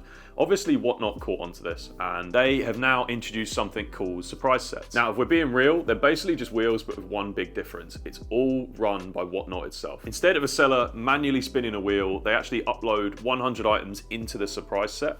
And then when a customer buys in, Whatnot's system randomly picks their prize. So there's no midstream tweaks, no sneaky prize removals, and no way to manipulate the odds in any way. Plus, as an added bonus, customers can actually see what's left in the set live as the stream goes on. So this makes the whole process so much more transparent and you know exactly what's still left up for grabs. Now, I don't know what anyone else thinks, but I think this update is massive. For one, it just looks so much better. The entire system is built directly into the platform instead of feeling like some hacked together workaround. But more importantly, it makes packing orders a breeze. Like, instead of manually tracking every single win, the list updates in real time. So now instead of scrambling at the end of the stream, we can just pack orders as we go, saving hours of work. So yeah, we've tested surprise sets a few times now, and if I'm honest, I just definitely prefer them. There's no stress, no questioning whether the wheel was fair. It's just clean, simple, and way smoother to run. And if I'm honest, the update could not have come at a better time. By the way, if you like this kind of behind the scenes stuff, make sure you're subscribed. I document everything we do with Grail Gallery right here on the channel. So if you're into the journey, you don't want to miss it. 80% of you that watch these videos are not subscribed. So go down there, hit the button, and you won't miss anything that we do. If you remember a couple of videos ago on the channel, you'll remember that I said that we want to break away a little bit from the chance-based streams. Not completely, but we have noticed that streamers that do more singles and breaks, taken a little bit more seriously on the platform. And obviously, as we grow Grail Gallery, that is what we want to be doing. So it makes a little bit more sense to shift in that direction, which is where breaks have come in clutch for us. Now, if you've never been in a break, they work a little bit like surprise sets, but slightly different. So basically, we list all of the spots in advance. So take something like Surging Sparks, for example. Instead of selling packs, we sell Pokemon spots. Each spot represents a Pokemon from that set that has a hit card. So you've got things like Pikachu, Latias, Latios, Alolan Executor, Cerulege, you get the idea. Each of these spots starts from just £1, and then we auction all of them off. When someone bids and wins, they get given a random spot in the break. So the surprise set element is that wheel. It spins and it will spit out a random Pokemon for them. And then that assigns them a slot in the break. Then we start ripping open packs, and if we hit that Pokemon, then they get to keep all the cards that they hit. Then as the lower tier Pokemon start getting hit in the bids, the higher tiers like your Pikachus and your Ceruleges and things like that start to increase in price, just because they are easier to get. Like the odds have gone down for them, if that makes sense. But the absolute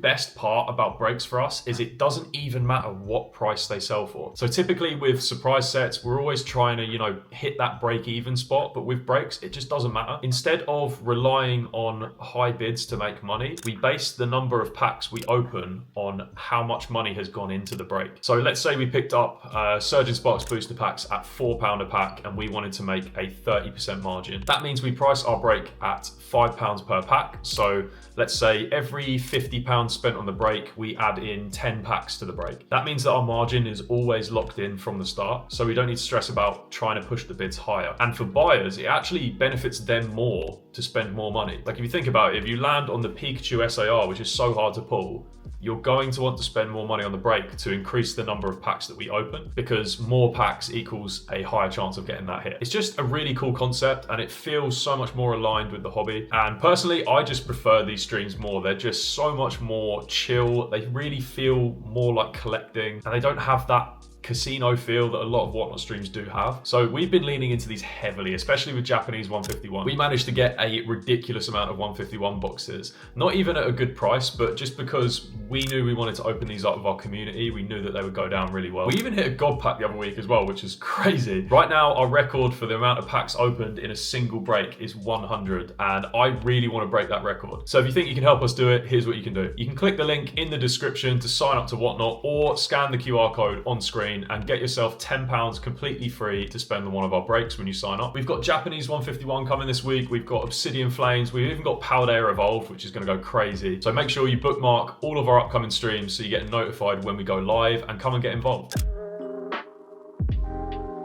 I wanted to take a second to talk about where we're at with Grail Gallery, what our priorities are, what's been stressing us out, and how we're trying to keep things moving forward. It's definitely been a grind lately, and that might sound weird considering we sell Pokemon cards for a living, but behind the scenes, there's way more to this than just ripping packs on stream. There is sourcing stock, negotiating with local game stores, managing orders, dealing with customers, tracking finances.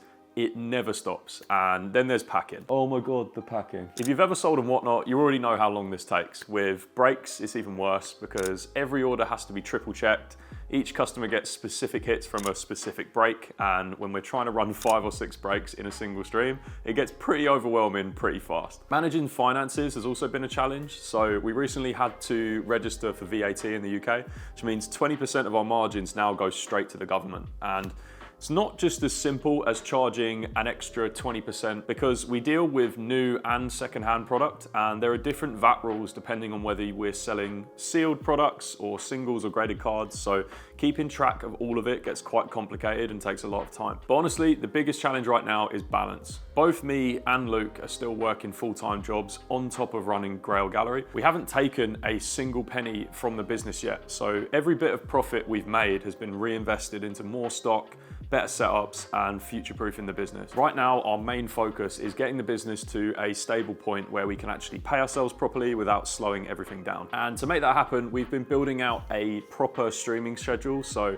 we can run the business more efficiently instead of feeling like we're constantly playing catch up, if that makes sense. At the moment, we're aiming for Mondays for breaks, Wednesdays and Fridays for surprise sets, and then extra singles auctions or breaks mixed in between. Having set days does mean less stress, more time to plan ahead, and better budgeting. Already, it's starting to make things feel a lot more structured. It's also given me much more time to focus on this YouTube channel, and I've hired an editor for these videos, which has been a game changer too.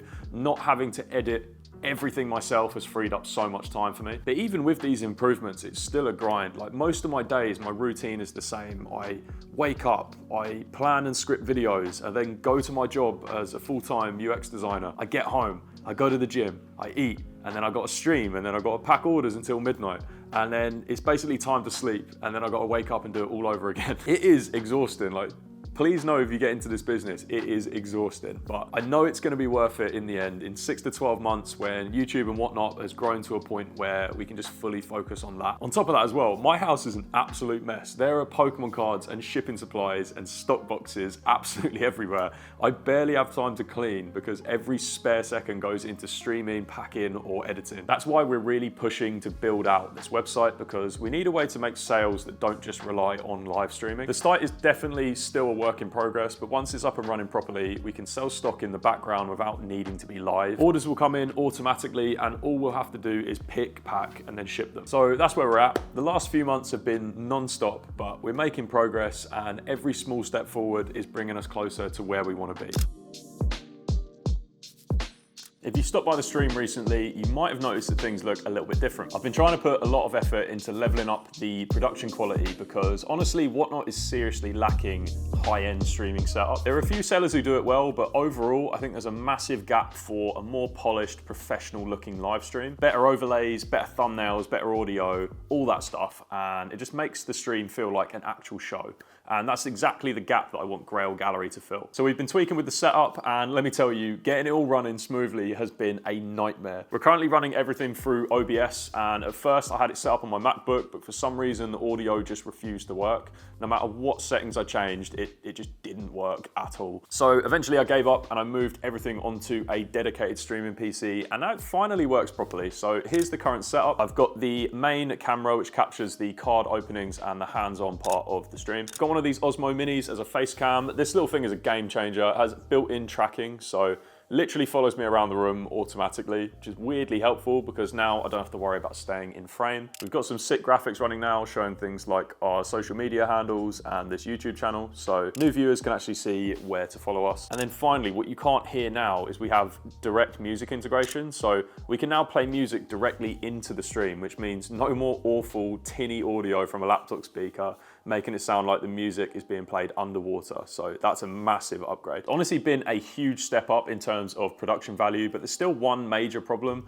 Some viewers join and they've been experiencing lag when we go live. And at this point, I just don't have any idea how to fix it. And the problem is there's not really a ton of support online for this kind of setup, especially not for Whatnot streams at least. So if you're watching this and you know your way around OBS, or you run a Whatnot stream with OBS and have figured out a fix for this, please DM me because right now I am struggling. Yeah, overall, I think things are going really well. We're keeping up with streaming. We're slowly building up money and stock for the future, and every day we're getting closer to making that dream of opening a shop a reality. But what I'm really excited about is Whatnot Card Show happening from April 3rd to April 6th. We've got some huge giveaways planned for that, and trust me, you are not going to want to miss it. So if you haven't already, click the link in my description and sign up to Whatnot. Make sure you're following us because these giveaways are going to be crazy. I'll be sharing all the details as soon as I can, so make sure you're subscribed to the channel so you don't miss out. Thanks for watching, and I'll catch you in the next one. Since November last year, we've been trying to build our very own Pokemon business out of thin air. With no fancy startup funding, not really any solid plan, just a dream to one day open up our own Pokemon store.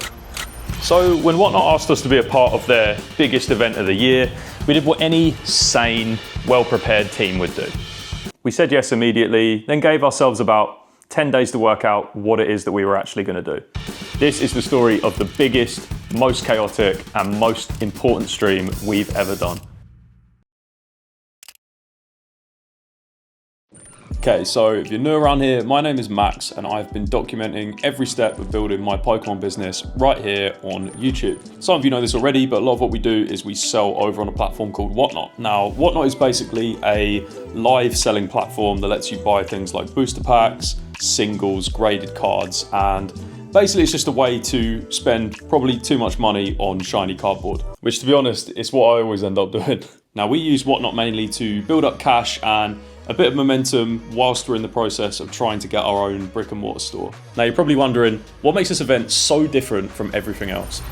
This is Whatnot Card Show 6, a weekend event that takes place once a year where the whole app is taken over by sellers trying to outdo each other with massive streams. It's filled with huge giveaways and a lot of money.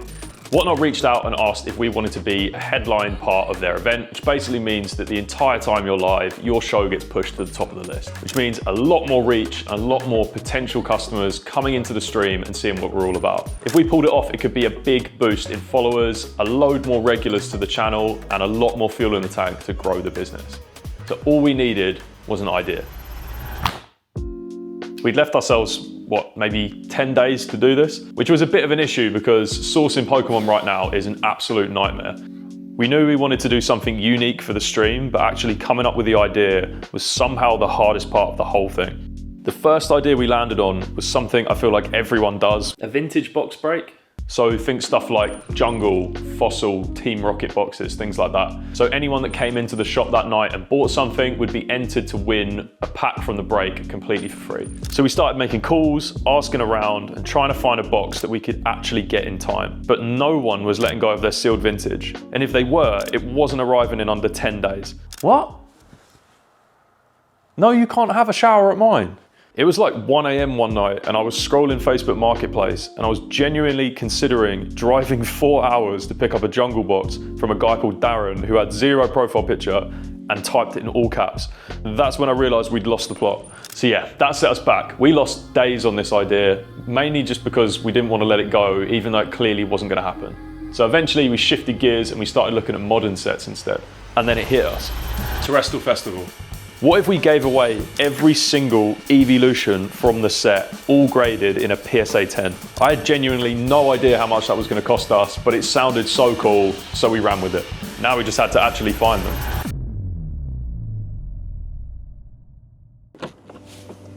Next up was buying, and timing-wise, we got lucky. Because 1 week before the stream was CardCon.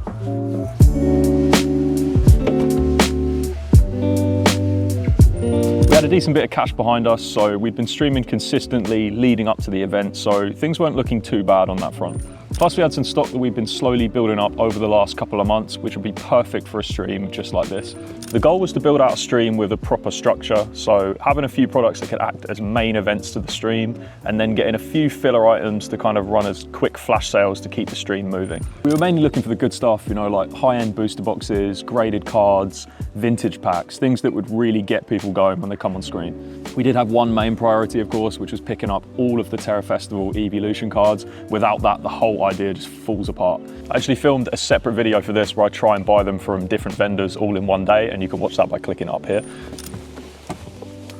But whilst that was happening, we were also looking for everything else. So things like packs, graded cards, slabs, anything that we thought would hit well on stream. And we were haggling, trying to buy smart from these vendors without being too annoying, which is a pretty fine line to walk at a card show.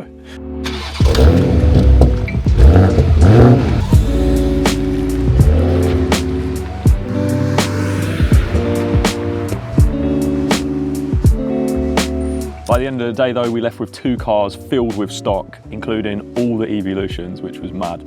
It was probably the most productive convention we've ever done, but also probably the most expensive as well. Here is some of the stuff that we picked up. We got about 10 of these Terra Festival booster boxes. We're going to be giving away sealed boxes of this, not just the packs, the actual whole sealed boxes. We found this Unified Minds ETB, which is like, just crazy, so cool. We got some mid-era packs as well, so we got Black and White Plasma Blast, we've got XY packs, we've got things like Unified Minds, Unbroken Bonds, we've got some Hidden Fates as well. We found an EV Heroes box, which is so cool, we're gonna be running some breaks on that. We also got a Long Crimp Jungle pack, and then even better than that, we got 4 long crimp Team Rocket packs. I'm hoping people rip these. And then second to last, we got this Team Up booster box, which is mad. These things are so expensive now. And finally, probably the coolest pickup was this Pokemon Edition Nintendo 64, which we're also going to be running as a buyer's giveaway as well. So we're giving this away completely for free. I miss CardCon, not the actual experience of being there, but just because it was probably the last time all of this was pretty calm.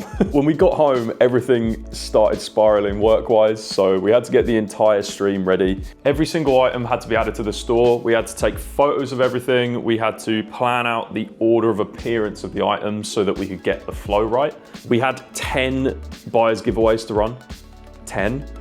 Not including the N64 either, because we bought that on a whim.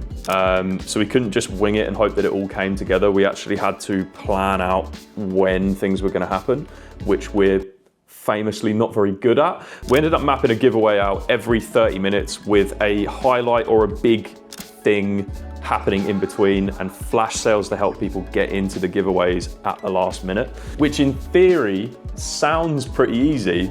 But in reality, it meant someone, me, was basically up all night creating product images, making listings on the store, which meant setting all the pricing and the shipping information, the titles and descriptions, everything. The entire flat was covered in cards and cables, mild resentment, but it was coming together slowly. Then we needed to get the actual setup ready.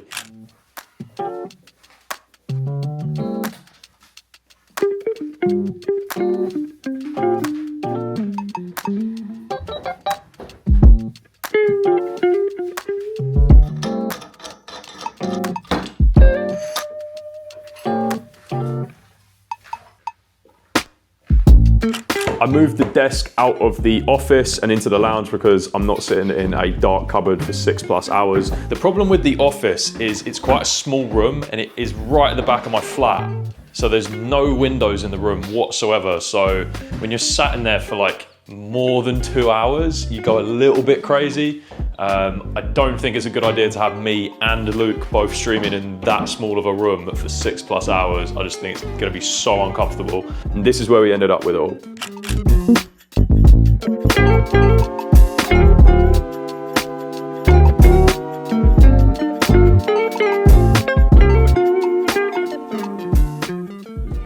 Now it was just a case of actually running the stream, and this is where it hit me, probably a bit late, but I really had this overwhelming feeling that we'd overspent for this. I'd been told by Whatnot that we should plan to make this our biggest stream we've ever done, which we've definitely done, but I couldn't help but feel that maybe we weren't gonna get the traffic that we needed to actually sell everything. Or maybe people just wouldn't even like the stock that we'd picked out. I think with all the time and effort put into this, if we were to go live and nobody wants to buy anything, or we had under like 100 viewers at this point, we would be extremely disappointed. We put a lot of pressure on this moment and basically emptied the vaults to be able to afford all the stock. So we really, really needed this to work. And that's when we went live.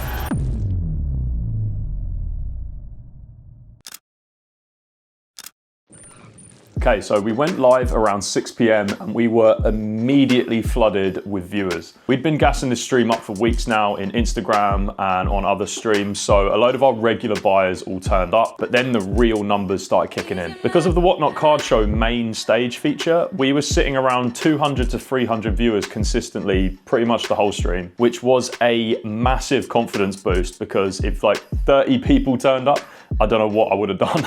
We'd have like £3,000 of free stuff and be giving it out to a small room of people, but it wasn't like that at all. The chat was popping all night. People were buying. The first few giveaways landed perfectly and everything felt like it was actually working. There was this one moment where I glanced over at the screen and I saw we had nearly 300 people watching us sell singles, and I don't know, something about that hit me like it was actually going to plan. The main goal of all of this was to grow the account with new buyers, and we definitely achieved that. So we ended up running about 500 singles, which is crazy. We cleared out all the vintage packs, so every single one of those rocket packs sold. We sold hundreds, and I mean hundreds of packs below retail price, like to get everyone a really good deal and to get a bin on the buyers giveaways. We did a booster box break of Team Up, which was insane. We definitely lost money on it, but it was so fun. We even had people ripping their packs, which was just so sick. So shout out to those guys that did that. Then of course we were giving out the Eevee slabs for free every 30 minutes. And we ended with the big Nintendo 64 giveaway right at the end. By the end of the stream, I was pretty lost for words, really. We ended up doing a total of £23,000 of sales in a little over 6 hours. And I'm gonna be honest, I have no idea how much profit we made on that, but the main goals for us were ticked off. So we wanted to make it the biggest stream we've ever done. We wanted to give people really amazing deals on Pokemon products and introduce as many new people to Grail Gallery and show people what we're all about. And I think we achieved that. Like, I think we smashed it out the park. As soon as that was over, I went straight to bed because I knew the next day was gonna be mental. Here was the state of my lounge the next day. So we had 1,700 orders and 297 packages to post. I booked the day off work to do it, thinking that it would only take me a day. I ended up having to take the next day off work as well. I think in total it took us around 15 hours to pack everything, but we did it. We did it in the end. We got the car loaded up with 297 packages and took them all to the post office. And with that, all the planning, all the effort, it was finally over. I originally made this YouTube channel with the sole purpose of trying to get a little bit better on camera. I've always wanted to make YouTube videos, not to be famous or anything, but more for the creative side. So the editing and the filming and the storytelling, that kind of thing. But for years, I shied away from actually posting anything, mostly because I just didn't want to put my face out there. I've always been a pretty introverted person, but eventually I realized, how was I ever going to edit or create anything if I didn't just start and turn on the camera? So I picked up the camera and I started filming pack openings. It made sense at the time. I was already spending a load of money on Pokemon cards, so why not film it and also get some reps in on the camera at the same time? Now, of course, YouTube is pretty saturated when it comes to pack opening videos, so those videos never really took off. And that's when I started slipping into the same trap that I think a lot of creators do, which is starting to chase views. I'd look at the numbers after every single upload and get really bummed out, and then just go back to the drawing board and try and come up with the next big idea that was going to blow the channel up. Some of you people who've been around for ages are going to remember this, but I once made a video where I had to spin a forfeit wheel every 10 Pokemon packs that we opened. I ended up doing like 300 push-ups in a video. I have no idea what I was doing. But a few months later, I had a moment of clarity and I asked myself, why did I start this channel in the first place? And the answer wasn't to go viral. It was a creative outlet, a way to make videos that I loved and to improve myself. And that's when I started documenting the business side of Pokemon, because I love the hobby and I like trying to create these little cinematic moments, even though they're pretty amateur. So it just made sense to blend the two, to take you guys on a journey of building this business and telling the story the best way that I possibly can. And that brings us to now. When I take a second to think about how far we've actually come, it's kind of mad. Like, the first videos on the channel were literally just me sat in front of a camera, scrambling to sell a few bits of stock and praying we didn't lose too much money on stream.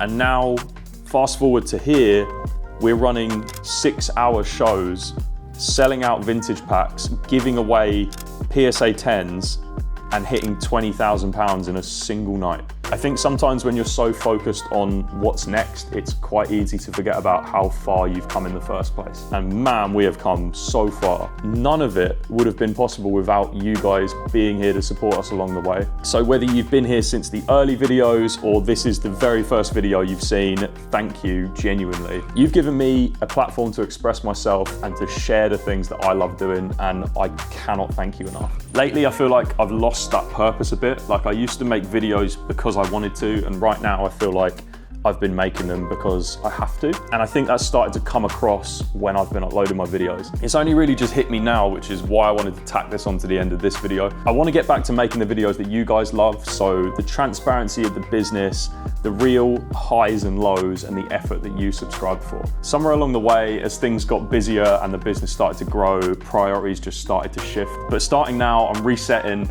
I'm making videos that I enjoy, but that also means that not every single video is going to be about building the business. Sometimes I just want to come on here and rip some packs, and other times I might just sit down and talk about what's going on in the hobby, for example. And I'm okay with that because that's stuff that I enjoy, something that actually means something to me, and hopefully it does to you too. I met a few of you at CardCon the other weekend, and that's actually kind of what sparked this. Just chatting with some people who watch the videos and follow along and support us, it really reminded me of why I started doing this in the first place. It's not about numbers or algorithms or sponsors, it's about this community that we're building. And someone saying that they love the videos or they look forward to each one means more than I can ever explain. So from here on out, I'm going back to making content that actually matters to me, the kind of stuff that I would want to watch myself. And if you're here for that, please hit the subscribe button. I'm also giving away a Glory of Team Rocket booster box on my Instagram right now, so head over to Max Does Pokemon on Instagram. I'll put the link in the description. Thank you guys so much for all the support. This video has been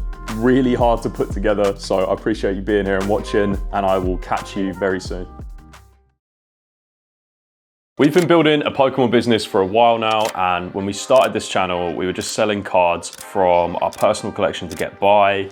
I was working full time and Pokemon cards was just a side hustle. But we've always had one big goal from day one. My main goal with all of this is actually to open a brick and mortar store. Our main goal is still to open the brick and mortar store, and we're probably way off it now, but we're still gonna be shooting for that. Maybe next year, who knows, we'll have to wait and see. Well, today I've got some exciting news to share with you. Let me explain. Can you give it a rest, mate? Jeez, yeah, whatever. Let me explain.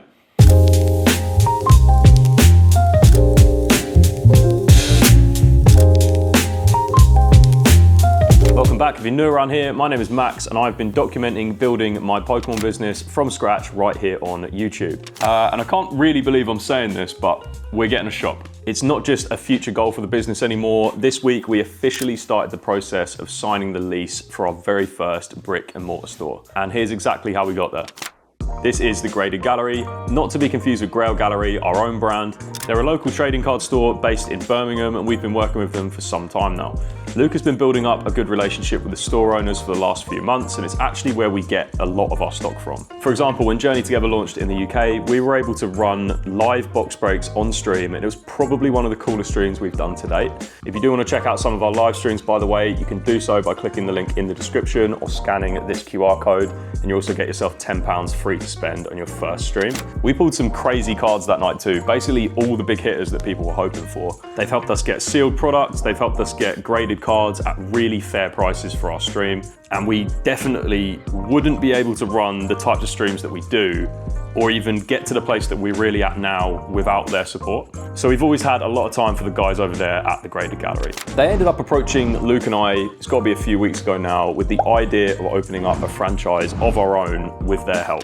As they're looking to expand their business, and we're obviously looking for a shop to get some experience in running one ourselves. As you can imagine already, me and Luke jumped on the idea. In fact, I pretty much dropped everything, packed a bag, and drove to Birmingham, which is about 3 hours away from me, which was actually really tough because I was still working at the time. So obviously I had to do a lot of coffee shop hopping, trying to jump on the Wi-Fi so I could actually do my job, you know, reply to people, be in meetings and things like that. So being that the original store was in Birmingham, we wanted to choose somewhere that was a bit further out, but not too far, and somewhere with a growing retail market. We weren't too focused on high foot traffic areas. I think stores like this usually attract people who are already into the hobby anyway. Plus, I'm hoping that a lot of our audience comes from YouTube and whatnot, where we've built up numbers already, assuming you guys actually want to turn up to the store.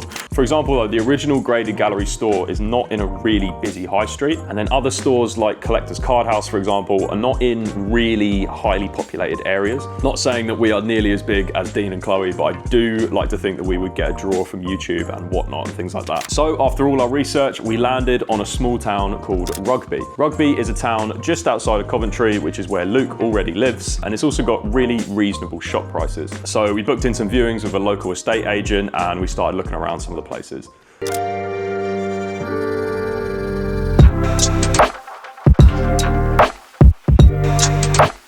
The first one we looked at was this old hairdresser's in one of the high streets. We actually liked this one straight away. It had a load of natural light coming through the big front window. There's also a really big open space at the start, and the actual floor space for the price was really good. It's not just this big main room as well. Also, if you walk through to the back, there is this back room that we could definitely use for something. Not too sure what quite yet, but it's a really cool space, so there's quite a lot I think we could do with it. It did have a basement as well, which did kind of draw us in from the start, but after having a look at it, a lot of these shop spaces that we visited did have basements, but they all seem to be liable to flooding and, you know, cards and water. They don't really mix. And then it also had this office at the back, which I think would be really cool to turn into a permanent streaming setup for Whatnot. So yeah, really like this one. I think the space was just really open. And you know, when you walk in somewhere and you can kind of picture how you kind of want things, I got that in this one. It was really cool. Next up was this unit, which was a bit of a beater. There's a lot of work that we need to do here. There was a leak in the ceiling. The walls were pretty ruined and covered in these weird metal sheet things. So yeah, this one really wasn't for us. Again, there was a basement in this one, but it felt like we were gonna fall through the stairs, so we gave that one a miss. It had this upstairs area too, but it all just felt a bit too old and beat up, so we didn't really rate this one. Then finally, there was this last space that we looked at as well. It's basically a big rectangle space that had a decent spot in the town and a big window up front. The only problem with this one is that was pretty much it. There wasn't any sort of back room or office, it was just this. And I mean, we talked about adding in some partition walls to create an office and storage room, but the space just didn't really feel big enough, sadly. So out of the three we looked at, it was pretty clear that we had a winner. This one just ticked all the boxes for us. It was a really good price. The space was insane. Like, the actual size of it was really big. It was probably the best condition of the three of them as well. I know it is gonna take a little bit of time for us to fix it all up, but we won't have our work cut out quite as much with this one. Also, I think we can do some really cool stuff with the back room and the office as well. So yeah, we wasted no time. We went back to the graded gallery guys and we ended up putting an offer in straight away, which sat pending for a really uncomfortable amount of time. We did kind of put all of our eggs in one basket with this one, and we really set our hearts on it. Plus, I was back home and back at work at this point, so I didn't really have the time to go back up there, do more viewings, put more offers in and things like that. But luckily, a couple of weeks later, the offer was accepted, and we're now currently waiting on the lease terms to be written so that we can sign them and get the keys.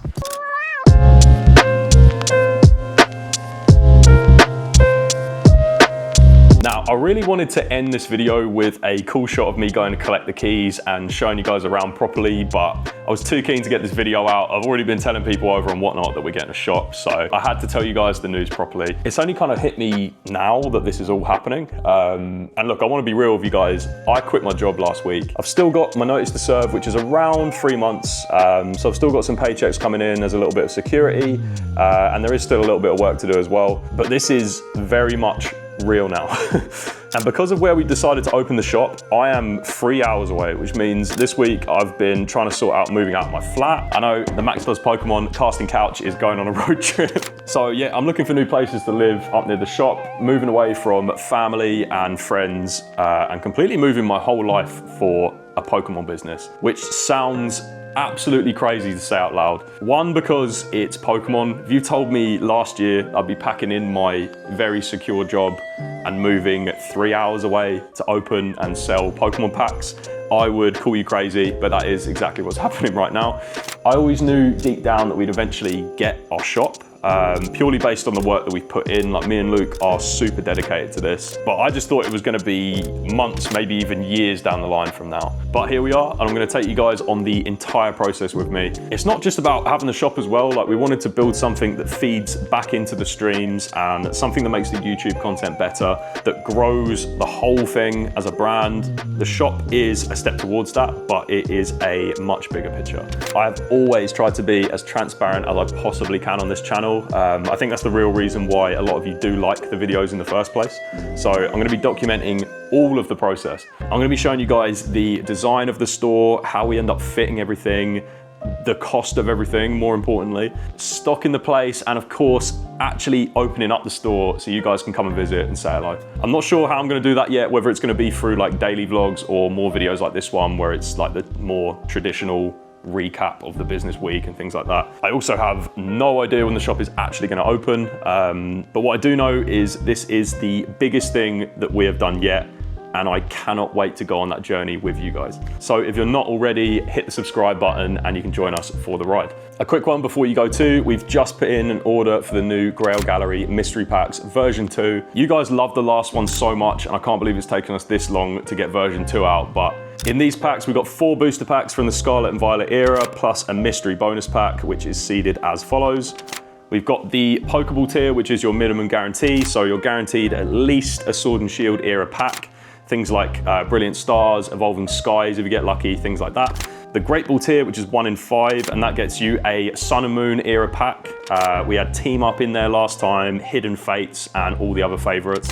The Ultra Ball tier, which is 1 in 10, that gets you an X and Y era pack. So things like Evolutions, Primal Clash, really cool packs like that. And finally, the Master Ball tier, which is the big one, that gets you a guaranteed WotC pack, which is sick. So things like base set we had last time, base set 2, Fossil, Jungle, there is really big ones in there.